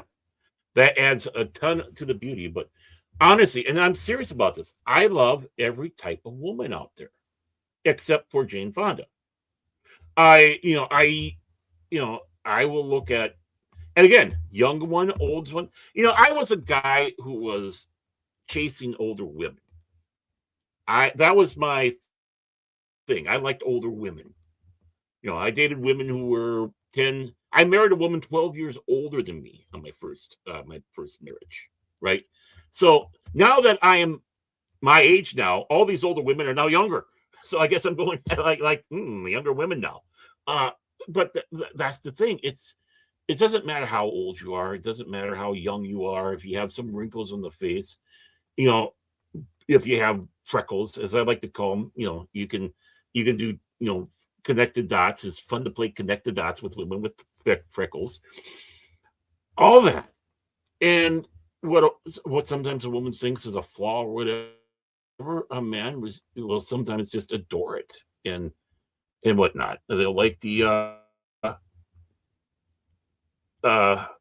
you know, even if there's like a little bit the wrinkles on the face, it's just like, you know, you're still beautiful. You got the wrinkles. It means that you've been around the block and you know shit, or hopefully you do.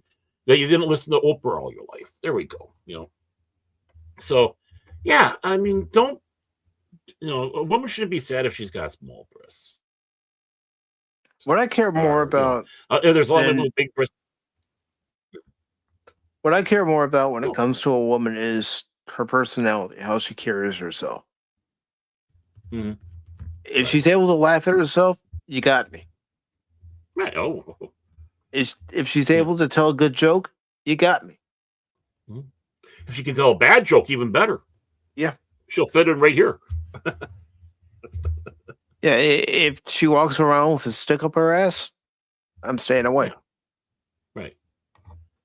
So, yeah, don't be sad, be jealous at something. There's a lot of women that got big boobies that wish they don't because, it's killing my back or this or that, too much attention, whatever, But, no, it doesn't matter the size. If a woman bends over and then the shirt's open, and maybe they're not wearing a bra underneath, I am looking because that's me.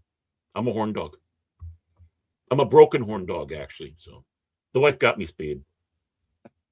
You got you spayed, she got you neutered. Yeah. Isn't neutering's for the, which one is which now? Neutering's for the female and spading's for the... No, neutering's for the male, spading's for the female. Okay, I was neutered. Okay, I'm neutered. Yeah, I'm neutered. Yeah. She got me neutered, so... I know that because we had some female cats that we had to get spayed. Okay, yeah. I look down, it's like, I used to know what to do with you, buddy. I don't know anymore. And Helion says, seduce my mind and you can have my body, my motto. Well, yeah. Yep. And that's just it. See, that's the key for me. You have to have a good personality. Right. You don't have to be the smartest person in the world. You don't have to be, an encyclopedia of knowledge. If you are you, then you'll get my attention.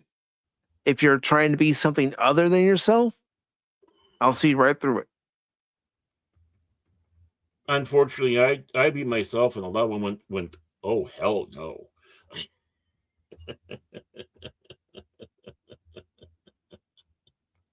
Nope.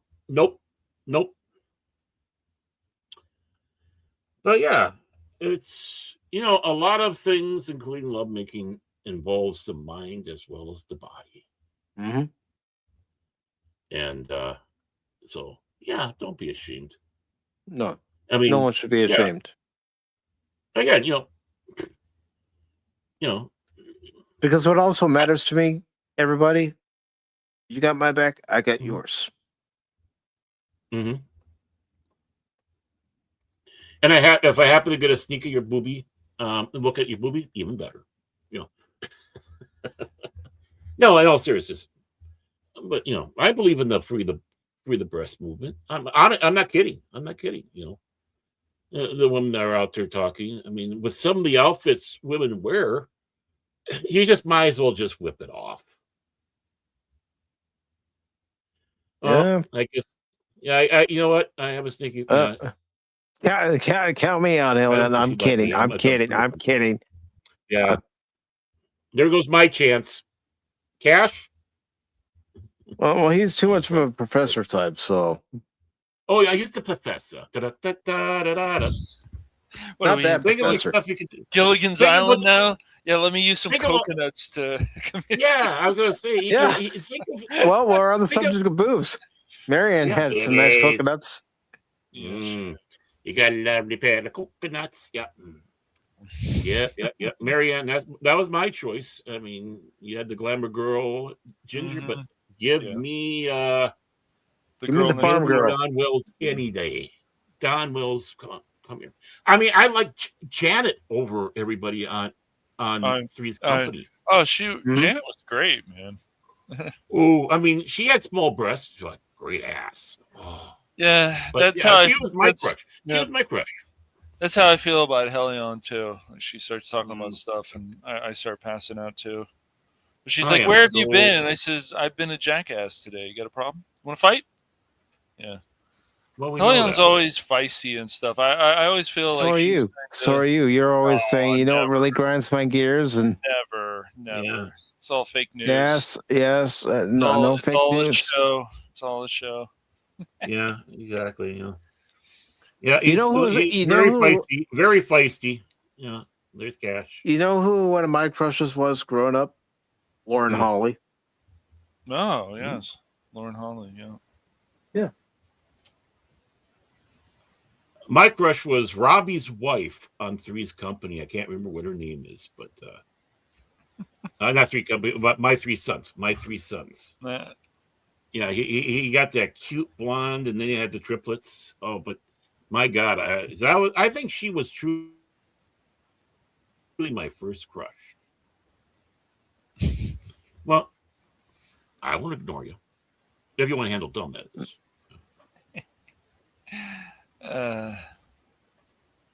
I'm dumb like a fox, so. Helion starts talking shit, and I'm like, what was that? Did you say something? Oh, okay. I can remember as a kid watching the movie Mannequin and falling in love with Kim Cattrall. Yeah, I never got into Kim Cattrall.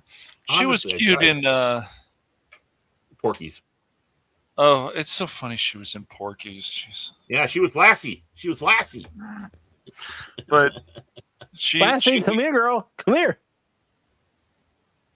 Mm-hmm. She had a good role in Police Academy, but yeah.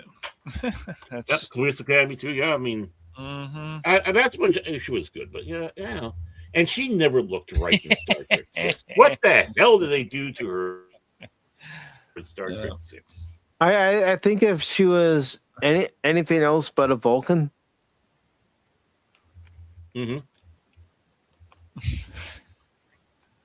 Yeah, but that haircut was horrible. It's like a bowl cut. She looked like Mole with pointed ears. Yeah. Yeah, you can block him. We care. Yeah. Helion starts her shit and stuff, so I have to start my shit. But go ahead. Let's get to our last two articles here, shall we? Oh, okay. Fuck. I mean, I can cut one of them out. You want me just to quickly go over this next one, and then the last one? Fine. I'm just saying we are over a little bit over 3 hours. So. Well, that's why I'll just skim through this next one, and then we'll get to. Up to you, Mike. It's your show. Shut up, jackass. Jackass. MIK EPAC FIC414.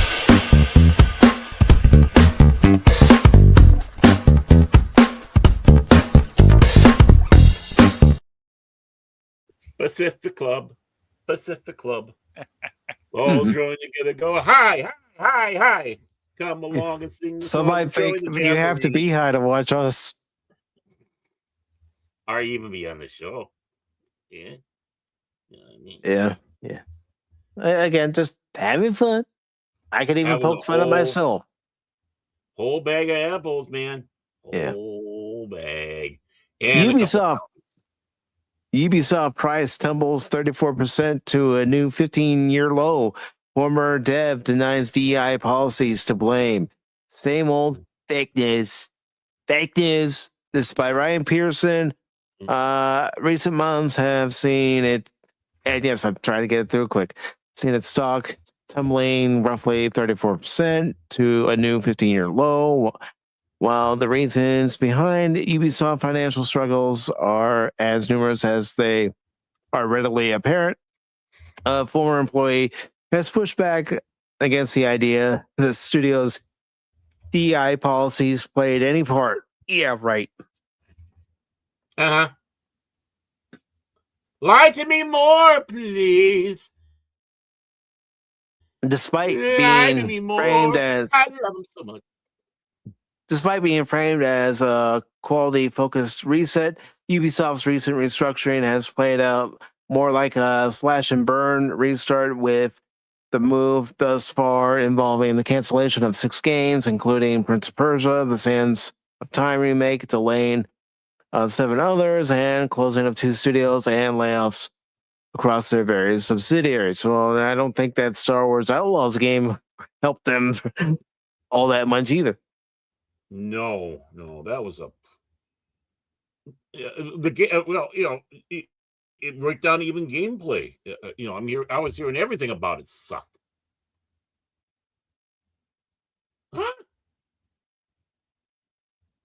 Unsurprisingly, this uncertainly has caused the company's stock value to tumble. Yeah, 34%. The day after Ubisoft's restructuring announcement, and as a result, hitting its lowest price in 15 years as of publication. Ubisoft stock price sits at $4.27 or $5.12, having last fallen below $5.98 at the time of its evaluation in September of 2011. Further compounding this investor concern is the fact that per Kai Nicole Shores of CNBC, the French company has lowered their financial outlooks, and in doing so, announcing that their 2026 fiscal year will see an estimated operating loss of $1 billion or 1.17 billion US. Yeah. Let's see. Before As I you get further around, note, find out. yeah. Ubisoft shares have been dropping in value since 2020. Well, it's been an ongoing problem. Mm-hmm. And it says here that compared to its July 2018 high of $140 US,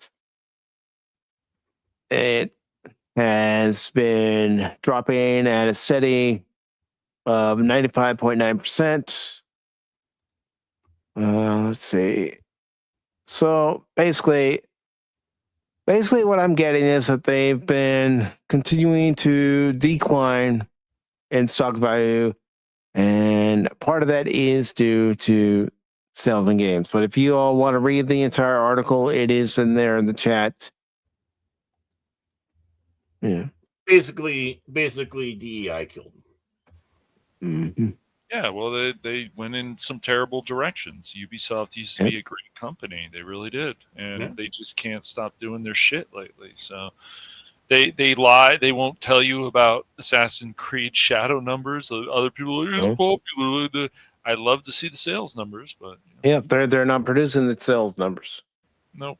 Yeah, if you got to hide them, it means they're shitty. Mm-hmm. No one hides good numbers. That's right. Rule number 1.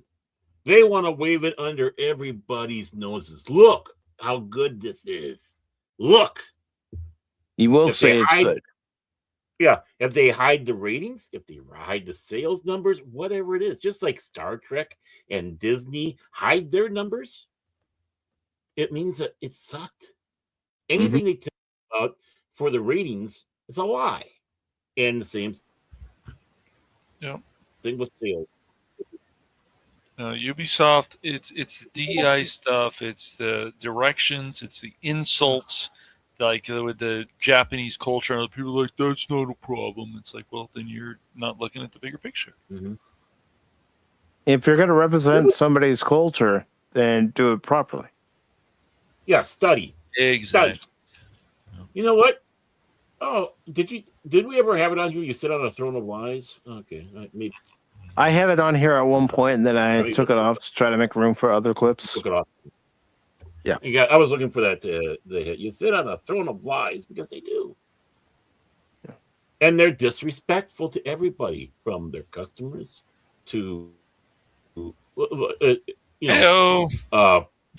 Whoa. Hey-o. I like that. I like that. Yeah, I know I do. There we go. But it's pathetic. It's ridiculous. We know Outlaws stunk.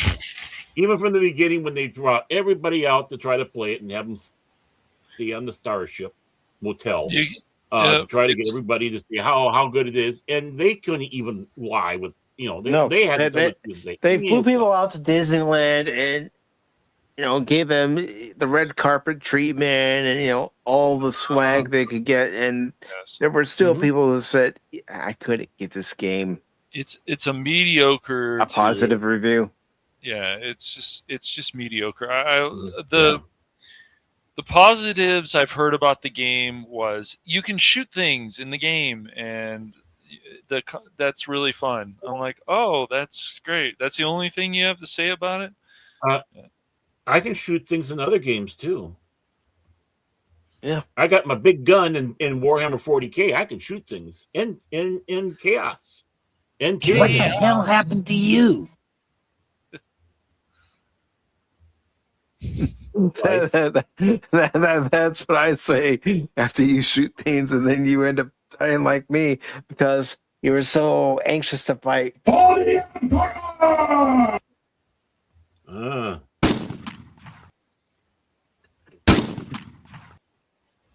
that come through? That came through. I heard it. I didn't hear it. Okay. Then, there we go. Even though I didn't hear it. There's Baron. There's Baron. Yeah, Baron. That's me in the game with Cash. No, that's going to be Baron and Arc Raiders. Baron, you okay? Yeah, you might want to get away from that Rocketeer. No. Yeah. No, that's me and Helldivers 2 with Cash. Yeah. That is, or that. You know, it's just that's playing with Cash. That's good. It really it's is. very easy. Well, knowing that your daughter's safe, knowing that your daughter's safe, do that. Yes. Knowing that you know where she is and that she's safe, it's a lot of stress that's been lifted off your shoulders. A lot of weight. Yes. And you're feeling good, so we're honored that you're spending that time here because usually we tear things down because, you know, it's just our nature because everything sucks. Yeah, that's what they say. I can't hear it, so I'm just gonna dance around with it. You can stop it every way. Yeah, negativity. Yeah, that's what we do. We're always out of red. Cash is always out of red. Yep, no matter what's in sight. Yeah, that's right. We're the negative ones. No, we just don't sugarcoat things. We don't beat around the bush. We tell it like it is. Did you do that one, or did I do that one? You did. That's the AI song you did. Yeah, I saw. I can't remember. I've done so much shit. I forget. The AI song I did was for the intro for Pop Talk. That used to be on just Wednesdays, and now it's on Sundays and Wednesdays. Although I still have the original theme. I've been telling myself to play it every time, you know, the credits stop playing so that everybody can still hear the Pop Talk theme, the original theme. Now, where the fuck is it? Where the fornication is it, Ewing? Come on. We're trying to be a classy show. Look at my den I'm in. We're going classy here. Next show, we're all in suits and ties, okay? Fuck that shit. No, I'm not wearing a suit and tie. Suit and tie on Pop Talk. Well, the last thing I'd fuck is shit, okay? No. Ew. I'll play this for the rest of the show. Yes, I'm getting to the other story. Jesus, help me. This man, he drives me crazy. Hey, well, it's a good thing you're here because we are all trashy here. All right, so here we go on with the final story of the evening.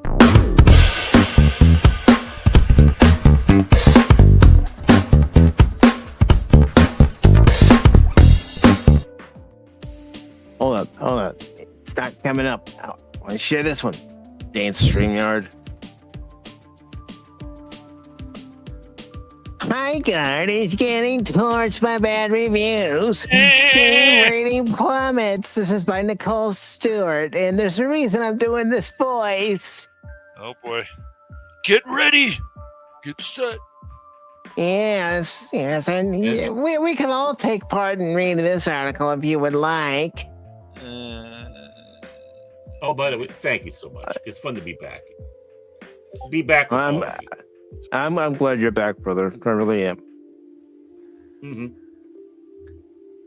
All right, so this is by Nicole Stewart. It's Nicole with a K. It's spelled fancy.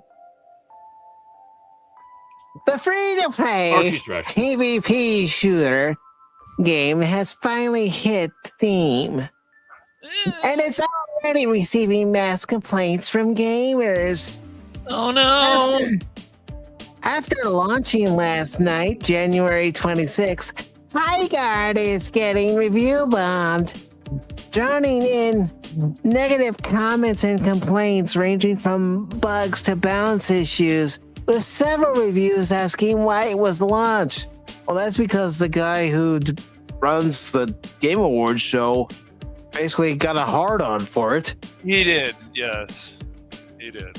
He's a twat waffle. Let's just put it that way. He's a full-fledged twat waffle. With a peak number of 97,249 players on Steam, only 32% of those players have left positive reviews. Wonder why. Okay, so you with a pathetic number of what was it, 29, 90, whatever it was. But let's face it, that's Midland numbers. 97,249 players, Baron. Right, and you had how much percentage negative review from that? 32%. 32% of those people did not enjoy it.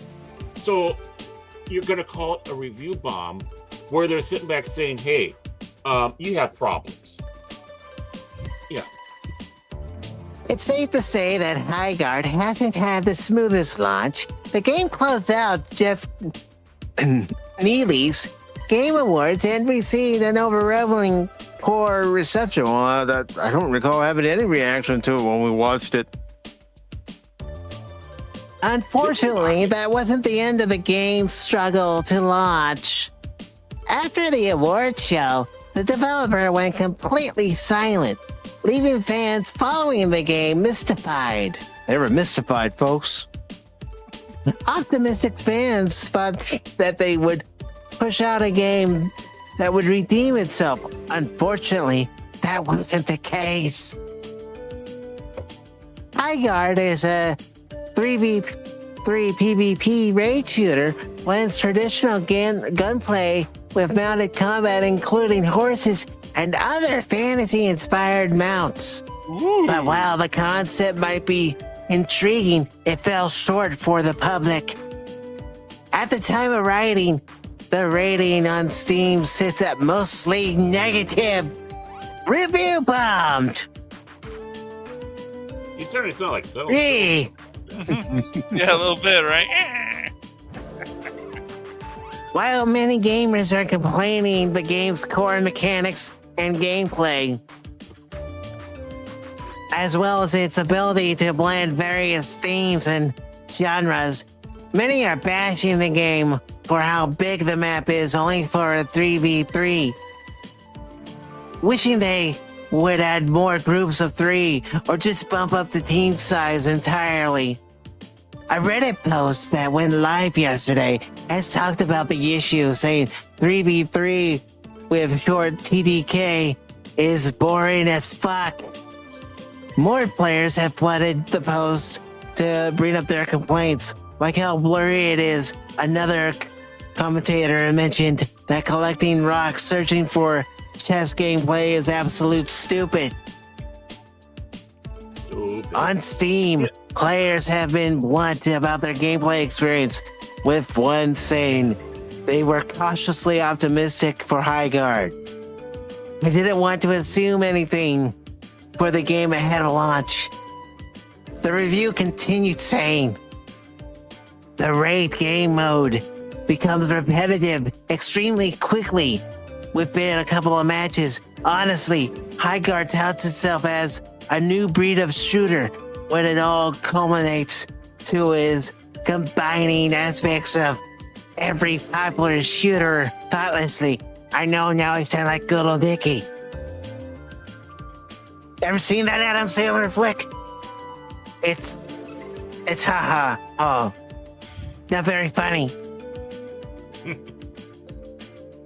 Another review was even more blunt, asking, why does this run so poorly? Like you have to actually try to make it run. This is bad. I'm impressed.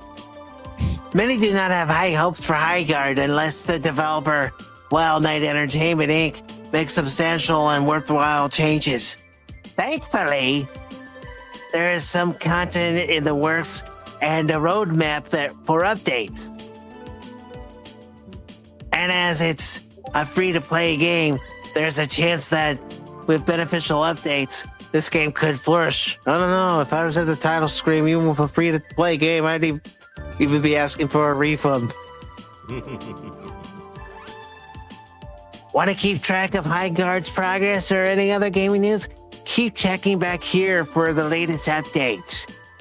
And there are a total of 5 comments. Yeah.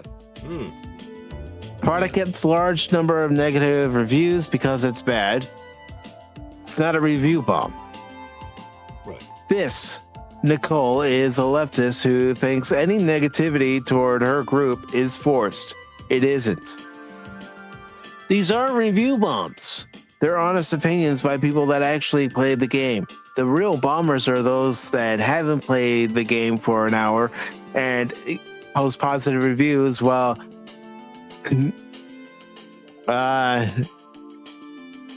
basically denying anyone that dislikes it as haters. Yeah. Wouldn't say review bomb as the game is just really bad. Well, I mean, yeah, because they're putting in there. Oh, okay. Yeah, literally one day after the Schilling article too. Have you no shame? Ooh. Oh, they're after her too. Wow. Yeah. Well, hey, look, it's Amelia, the hero of Britain. Yeah. No, right there, Amelia, the savior of Britain. They're a propaganda piece that backfired on them. I heard about that. Oh, I saw the quote unquote gameplay of that stupid game.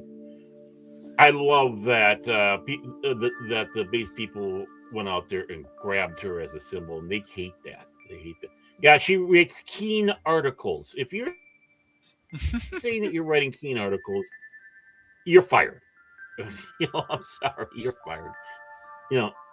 But if people are saying why they're giving it the negative review, it's a critique. They're letting them know this doesn't seem right. It's too big of a map for 3-on-3. It should be a smaller map. You should have, maybe bigger teams then.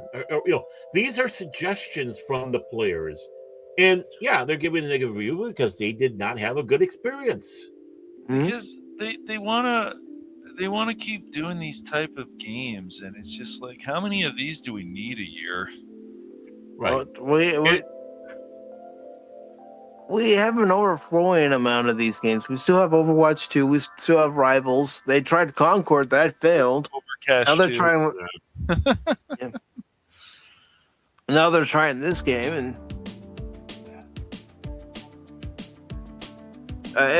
there's also a game called Enlisted, which is like this, where it's PvP and you're going against different players.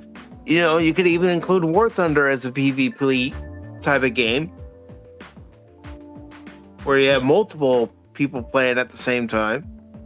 Right. Well, or when you go in the PvP with Warhammer, Jeff, Dark Tide, pushing this and stuff, and it just seems to always fit the pattern. You got the guy who's hosting the Game Awards, like, oh, it's good, and then when people play it, it's like, okay. And then no, it's review bombing. Sometimes there are things that are review bomb. People say stupid shit or upset about something they do. Yeah, sure. But most of the time, I don't believe it is. They just like to use that excuse. Okay, unfortunately, I'm gonna have to drop fast here. My apologies on that. I'm okay, being buddy. summoned. So, okay. Take everybody. Take care of my brothers. Everybody in the chat. I love you all. I'm glad that your daughter got back. Me too. Safely, I'm glad she's safe. I'm glad you know where she's at, and I'm glad you're going to see her, Helion. Mm-hmm. Yes, Helion. So that's great news. So, I'm glad that Mike was able to put that stuff out here on his channel. For information. So, but with that, good night, everybody, and good night, my brothers. Night, brother. Night, bro.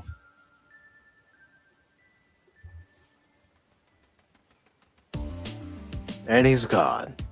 He left us. He left us alone. Less chaos. Yeah. But yeah,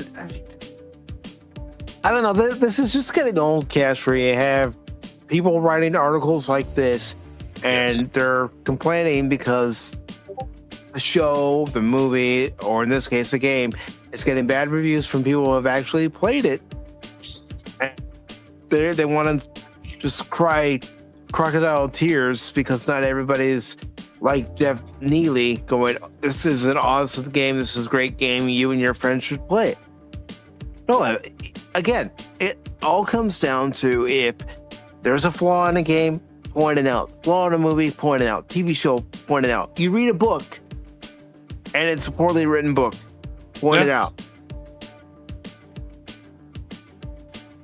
You're not necessarily saying that you could do better, but you're going to offer constructive criticism. It's always funny that people are like, why are you guys so negative about all this stuff and stuff? But like Haggard, a lot of people are. I just always find it funny other people are defending this, and she's probably not the only one who said the review bombing. I think there's just a certain generation, go ahead, call me old, because I'm up there. But there's a certain generation that can't handle critique. No. And constructive criticism because they were coddled most of their life. I'm not saying all of the generation. There were probably kids that did get constructive criticism. We're told, no, this is not how you do it. You have to do it this way. Yep. It's ridiculous. But there is a section of the audience, and we see it in these articles, for instance. I shouldn't say audience, but of a generation that can't understand when something is actually being reviewed, and when it's being reviewed, the cons are right there in your face. Yep, that's why people downvote comments that they don't like and other stuff, because they just can't take it. They can't take when their favorite company is being criticized for things that are actually legit. It's just like even stuff like the Metroid game. All these people came out and said, this game is crap, this game is that, this game is this. Look at all these reviews. But I would tell them and challenge them, would you guys actually play this game on stream? Instead of just, we know that this is, I think people are actually being unfair to Metroid. I don't think it's a great game, but I've been messing around with it for a little while now, and I think it's not a terrible game at all. I think it's a good game. I don't think it's worth $70, but this is the problem that I have with other people that want to fight the wokey pokies and whatever. And just like the same people who say, oh, this is woke and this is woke and that's woke. It's not always the case. So we should try to, if we want to be better than the other people they claim to be, then actually just be better.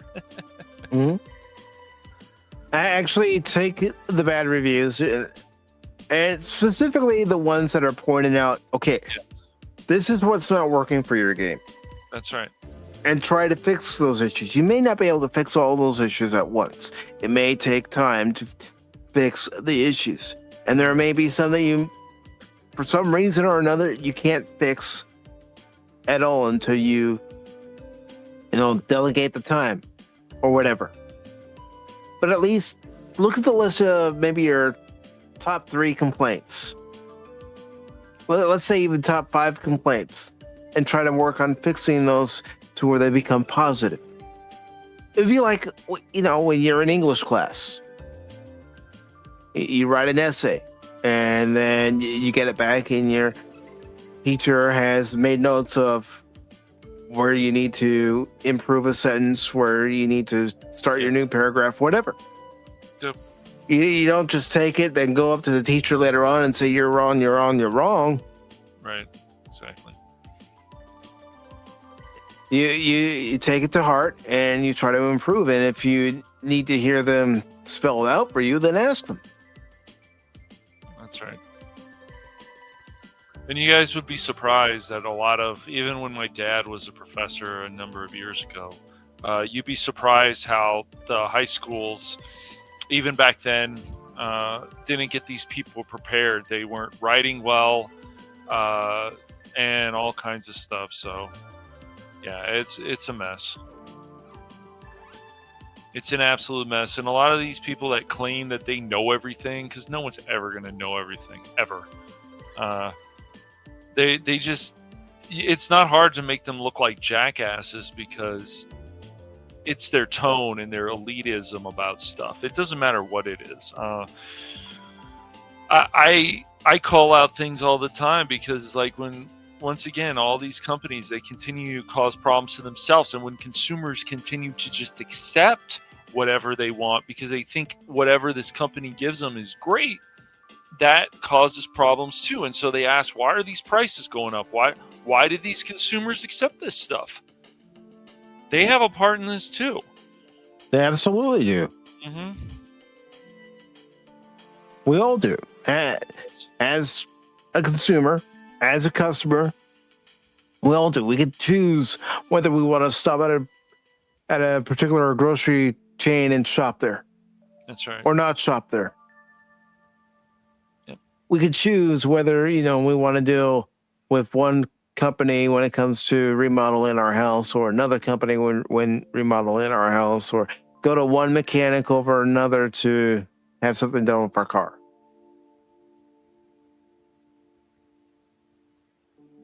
We're still in control. We're still in complete control when it comes to our choices. Yep.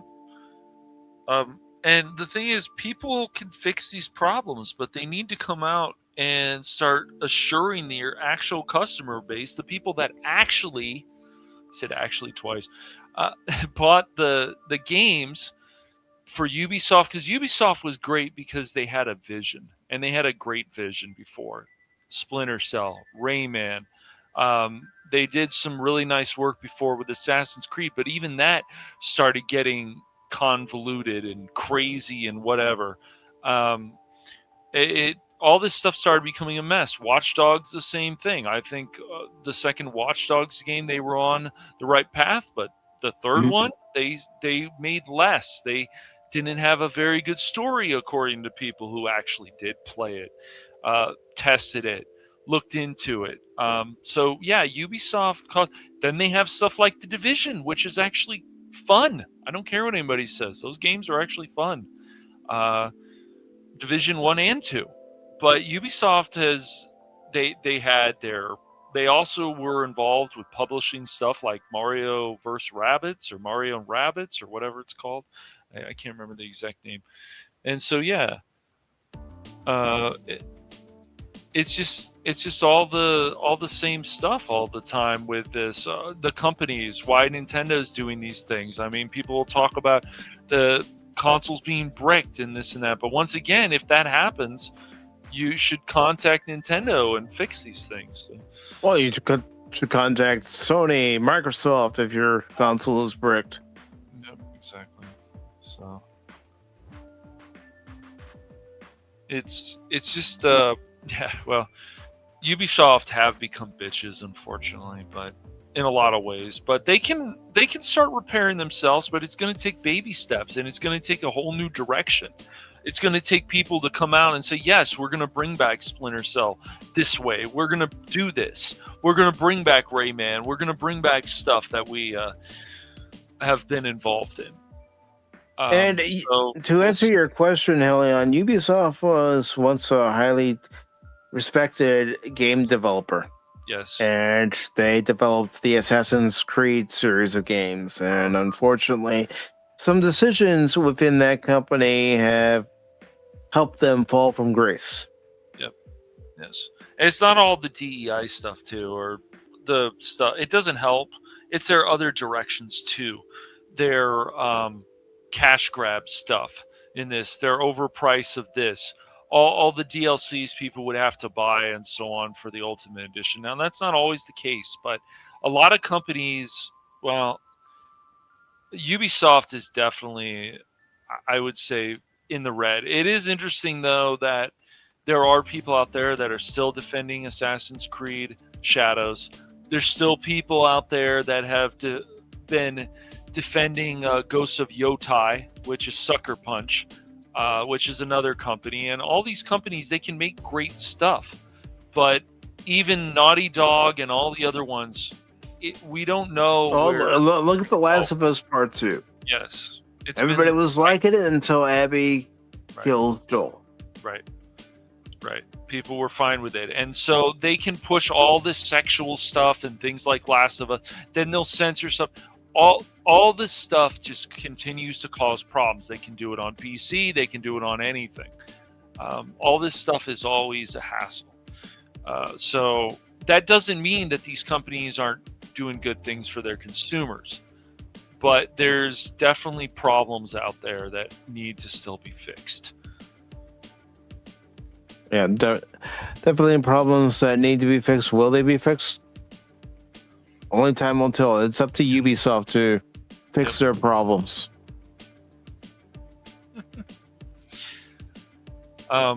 They're doing stuff nowadays that are considered edgy, or they consider edgy. They're putting stuff in that I don't personally agree with, even when these games are popular, but it's more because there's a lot of content or the price is decent.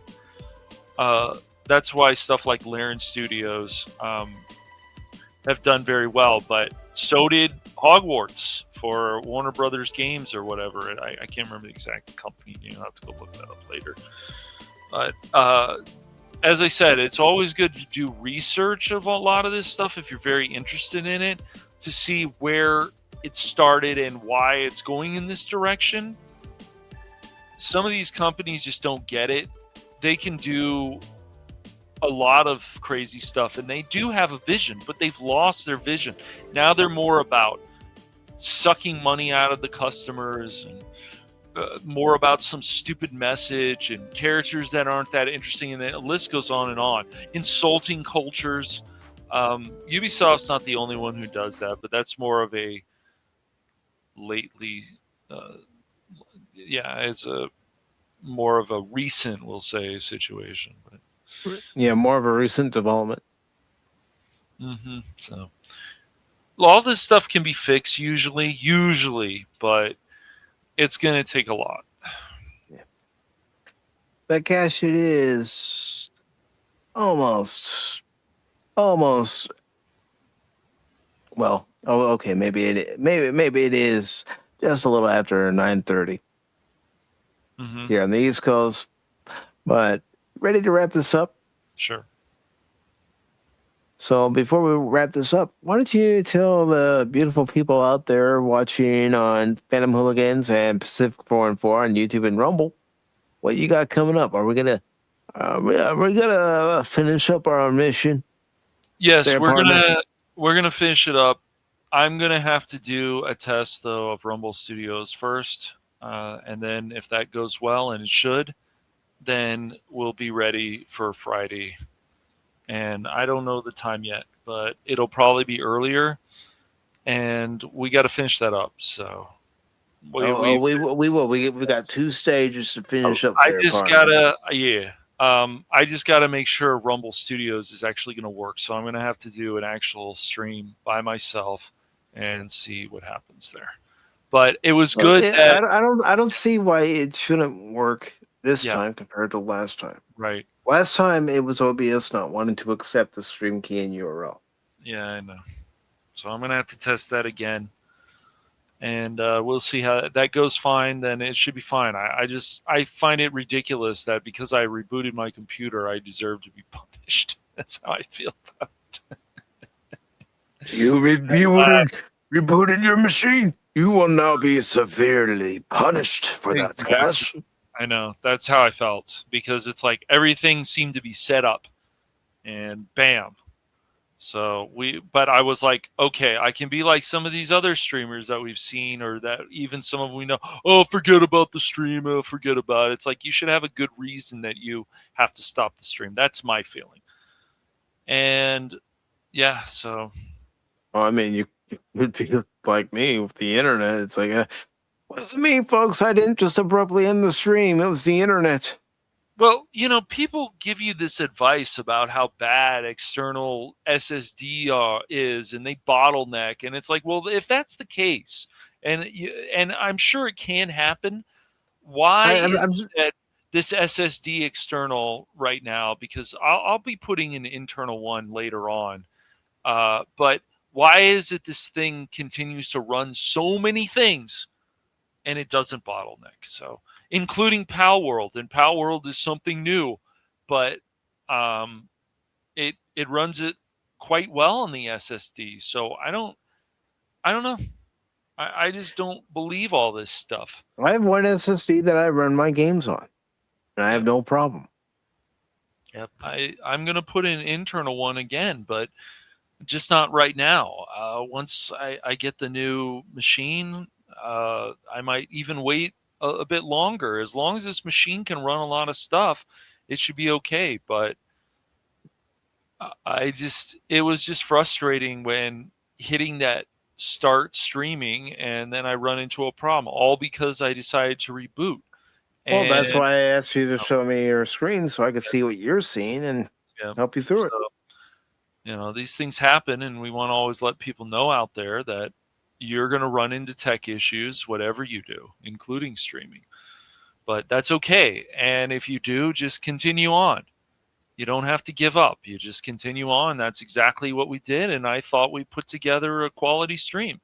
We got a lot done. Yeah, we died some, but in that game, you're going to die. You're going to die. And yes, we were quiet during the boss fights, especially. But honestly, during those boss fights, there's so much coming at you. You don't have time to look at your next screen to see what chat has popped up.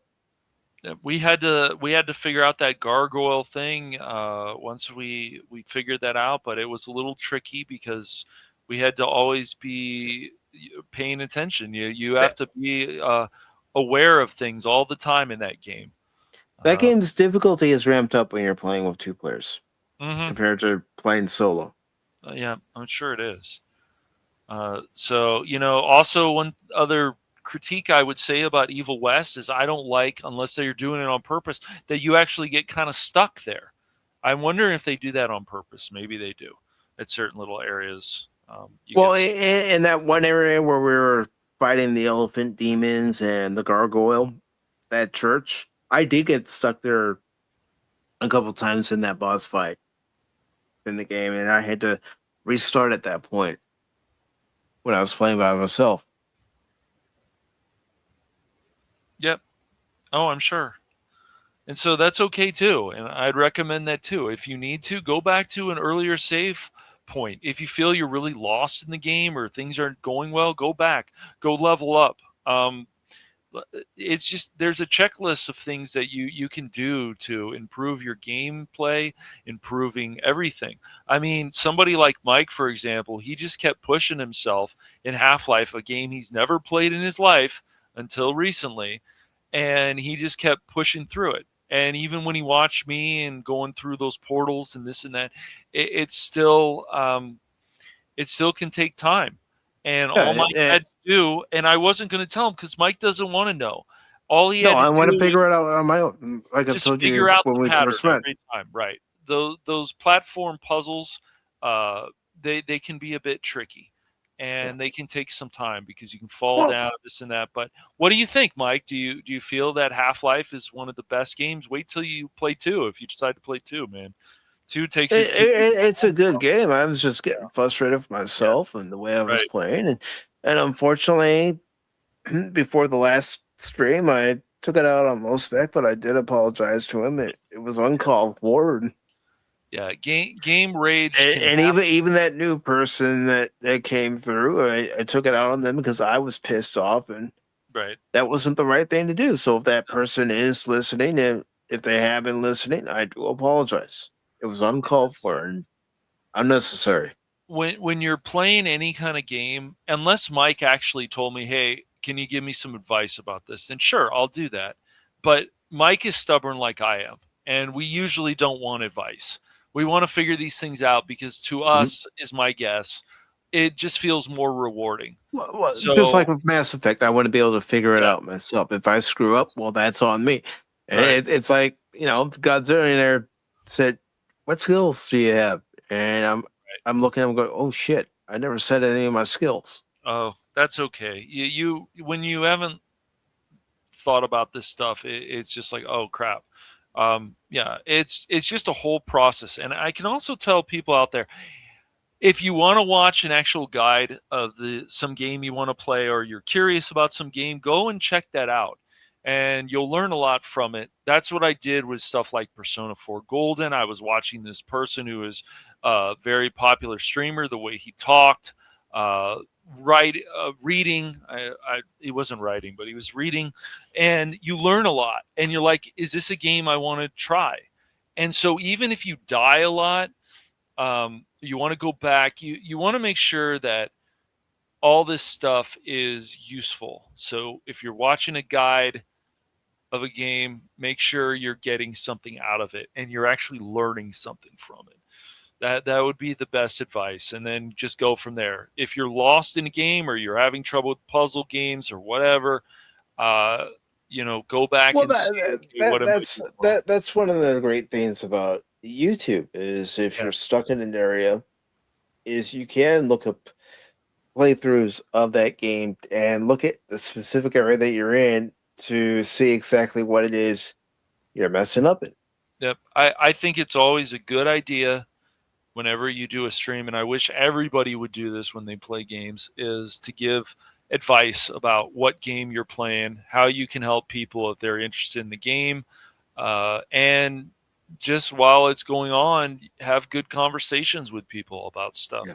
And you don't have to just talk about the game. And we've said this over and over again, because if you're really serious about streaming, or you want to just have a gaming channel, you've got to figure out the game and do this. You can even, if you want to, go and say, hey, I know I'm probably going to die at this area, but I'm curious enough. I know curiosity kills the cat, but really, you want to do it, or you want to just keep dying in the game because you think it's funny, or you want to show people, hey, you can't do this. You can try, but it's not going to work because the game is telling you you can't do it this way. So you're going to have to try a different way. And it's like I've told you, and you've even seen it during my streams. If I get real quiet during the stream, or I'm not saying anything, and all you're seeing is me moving around in the game trying to figure something out, or maybe I'm in a boss battle, it's because I'm putting all my focus on that boss battle. It's like, I know you guys are there. I'm not ignoring you, but my full concentration needs to be on this. Yep. When you're running around with the alien, like in Alien Isolation, it's easy to make mistakes because you're so... You don't think the alien's My going heart to was pop pumping. up. My heart was pumping during that game. You don't think the alien is going to pop up, and then you've got to go hide in those vents. You've got to... even the humans in there can be a problem. Everything can be a problem in that game, which is great. And when people are being unfair to the game, I feel it's fair to call them out on it. You have every right to. Sometimes their criticism is valid, but these are usually people that will never play this game. They heard from all these people, so the game must be bad. But even games that are considered bad, you might be surprised and say, you know what, this game's pretty good. I'm glad I played this. Or you're playing a game for 7 hours or something, and you're like, I've got to find some kind of good substance in this game. There's got to be some kind of substance. And then you're like, no, I just can't find anything. And that can happen too. So yeah, I think it's good to test out new games or some game that people don't really know about. And you just found this, hey, let's check this out and see what it is. And maybe it'll surprise you.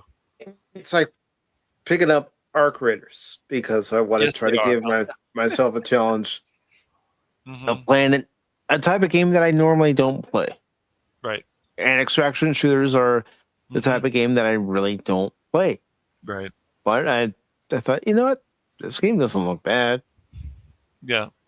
I'll learn as I go along, and so far I'm liking it. I even played it a little bit this morning. Good. Yeah, just like I said, I really wish they would give us an option to actually be able to avoid the robots because they're so overpowered and it's so annoying. But, well, that's why for some you have to have the appropriate weaponry, the appropriate ammo. That's true. Yes. I mean, And you think I'm going to go against a Rocketeer by myself? Hell no. Yep. And that's the other thing about those extraction games, the Helldivers, the other ones. People can get bored of them because they start going in the direction with the game and they change things or they get rid of stuff that people really liked. And it's like, why would they do this? So they take some of that fun away, and then the people are like, I'm not really feeling this anymore. Mm-hmm.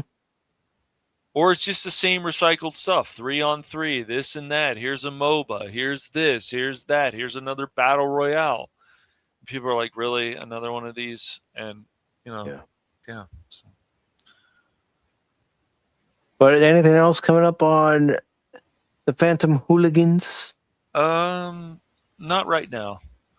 There'll probably be hopefully some more stuff. I just have to see how this Rumble Studio thing goes. I think it'll go fine. But well, if you need any help, you know how to get in touch with me. I will. But as far as what's coming up on Pacific414 for YouTube and Rumble for this week, Tuesday I'll be playing more Shinobi Art of Vengeance. And then Wednesday we'll have Pop Talk. I have to schedule it for Wednesday. I don't know what we're talking about yet. I've looked at some articles, and honestly, there haven't been too many that have caught my eye. I'm going to wait and see what pops up tomorrow afternoon. And then, in the evening, I'll probably make the thumbnail and I'll probably schedule the stream at some point. But if I can't find any articles, we might just sit back, relax, and enjoy the conversation. As I like to say here on Pop Talk, and just shoot the breeze. And then, of course, on Thursday, I will be playing the aforementioned Arc Raiders. And we'll see how that goes. And yes, this Friday, there will be a Rumble-only stream, but I'll make sure to put the link to that stream in the post section here on YouTube. And, of course, I'll also put that link on my X feed, too. So. And let's see. Helion says Helion is working on new content and get back at it. Awesome, Helion. Awesome. I want to see your channel grow. But to everybody who is here, Helion, I'm so happy that you got in contact with your daughter and that you're going to be able to see her. Thank you for being here tonight. And I'm just so happy for you. And of course, Lady Mist, thank you very much. And also, folks, if you could, please make sure you're hitting that like button on both YouTube and Rumble, because if you don't, I'm going to give you to Lady Mist and she could throw you into the void and then you can play with some dragons. I hear they're a little hungry. But thank you, Lady Mist, for being here. Really appreciate it. Always being here. And Tim, thank you for being here. Man, took one for the team. And you watch Starfleet Academy. Yeah, sometimes you can't avoid those fastballs. Although I don't know if this was a fastball in this case. And of course, the long suffering. I hope you're doing well. It's always good to see you. And, just try to keep Baron in line. Tell him when he's been a bad boy. And also, DJ Ronnie G, thank you very much for being here, brother. Greatly appreciate it. Tree Rock, thank you for being here tonight. And as I scroll up, Godzillionaire, thank you for being here tonight, brother. Fat Steven, who says we're gay. Okay, all right. Well, I am happy. But thank you for being here tonight, Steven. Adam Wannabe, thank you for being here tonight. Steve-O, thank you for being here tonight. And even Phil in this shit emojis. Thank you for being here tonight. As I scroll up here, All right. I know he was here because today is his birthday. There he is. The birthday boy, turning 32 years old today. Jed Sparks, happy birthday, brother. I hope it's a good one for you. And I hope it has been a good one for you. And scrolling up. Making sure I get everybody. Okay, that looks to be everybody over on the YouTube side, and then over on Rumble. I want to thank Roller Plays for rating the channel. Thank you very much for rating the channel and following the channel. Roller Plays, really appreciate it. And Waffle Meat, thank you for stopping by tonight. A lot of fun. And of course, Red Snob, thank you for stopping by. Let's see. I'm just double checking. I think that's everybody. And Lady Mist says, have a fabulous rest of your night all. You too, Lady Mist. Hope your week goes well. And Lady Mist also says about our dragons, yes, they can feed them. Feed or be fed. And Helion says, good night, everybody. And good night, everybody. Thank you for tuning in. Really appreciate it. Always do. It's always nice to see everybody here. And until next time, remember two things. Don't ever give up on me in a game, because just when you do, you might miss something.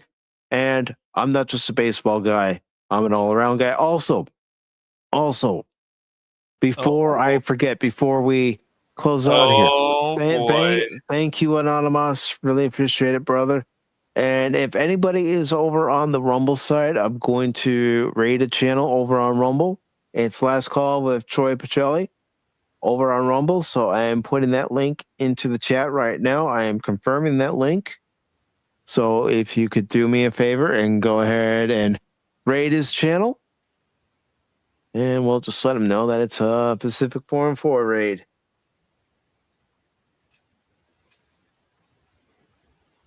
So if you all can do that, I would greatly appreciate it. You too, Lady Mist. It's fun to be able to raid different channels. I just got to enable it on YouTube. I currently don't have it enabled, that feature. I don't even have it enabled to where someone can come raid me. I got to fix that. Okay. Because I was looking into it. It's like, no, I don't have that feature enabled over on the YouTube, so I got to fix that. On the YouTube. But good night, everybody. Night. Sleep well, and I hope your week goes exceptionally well. Autobots, transform and roll out!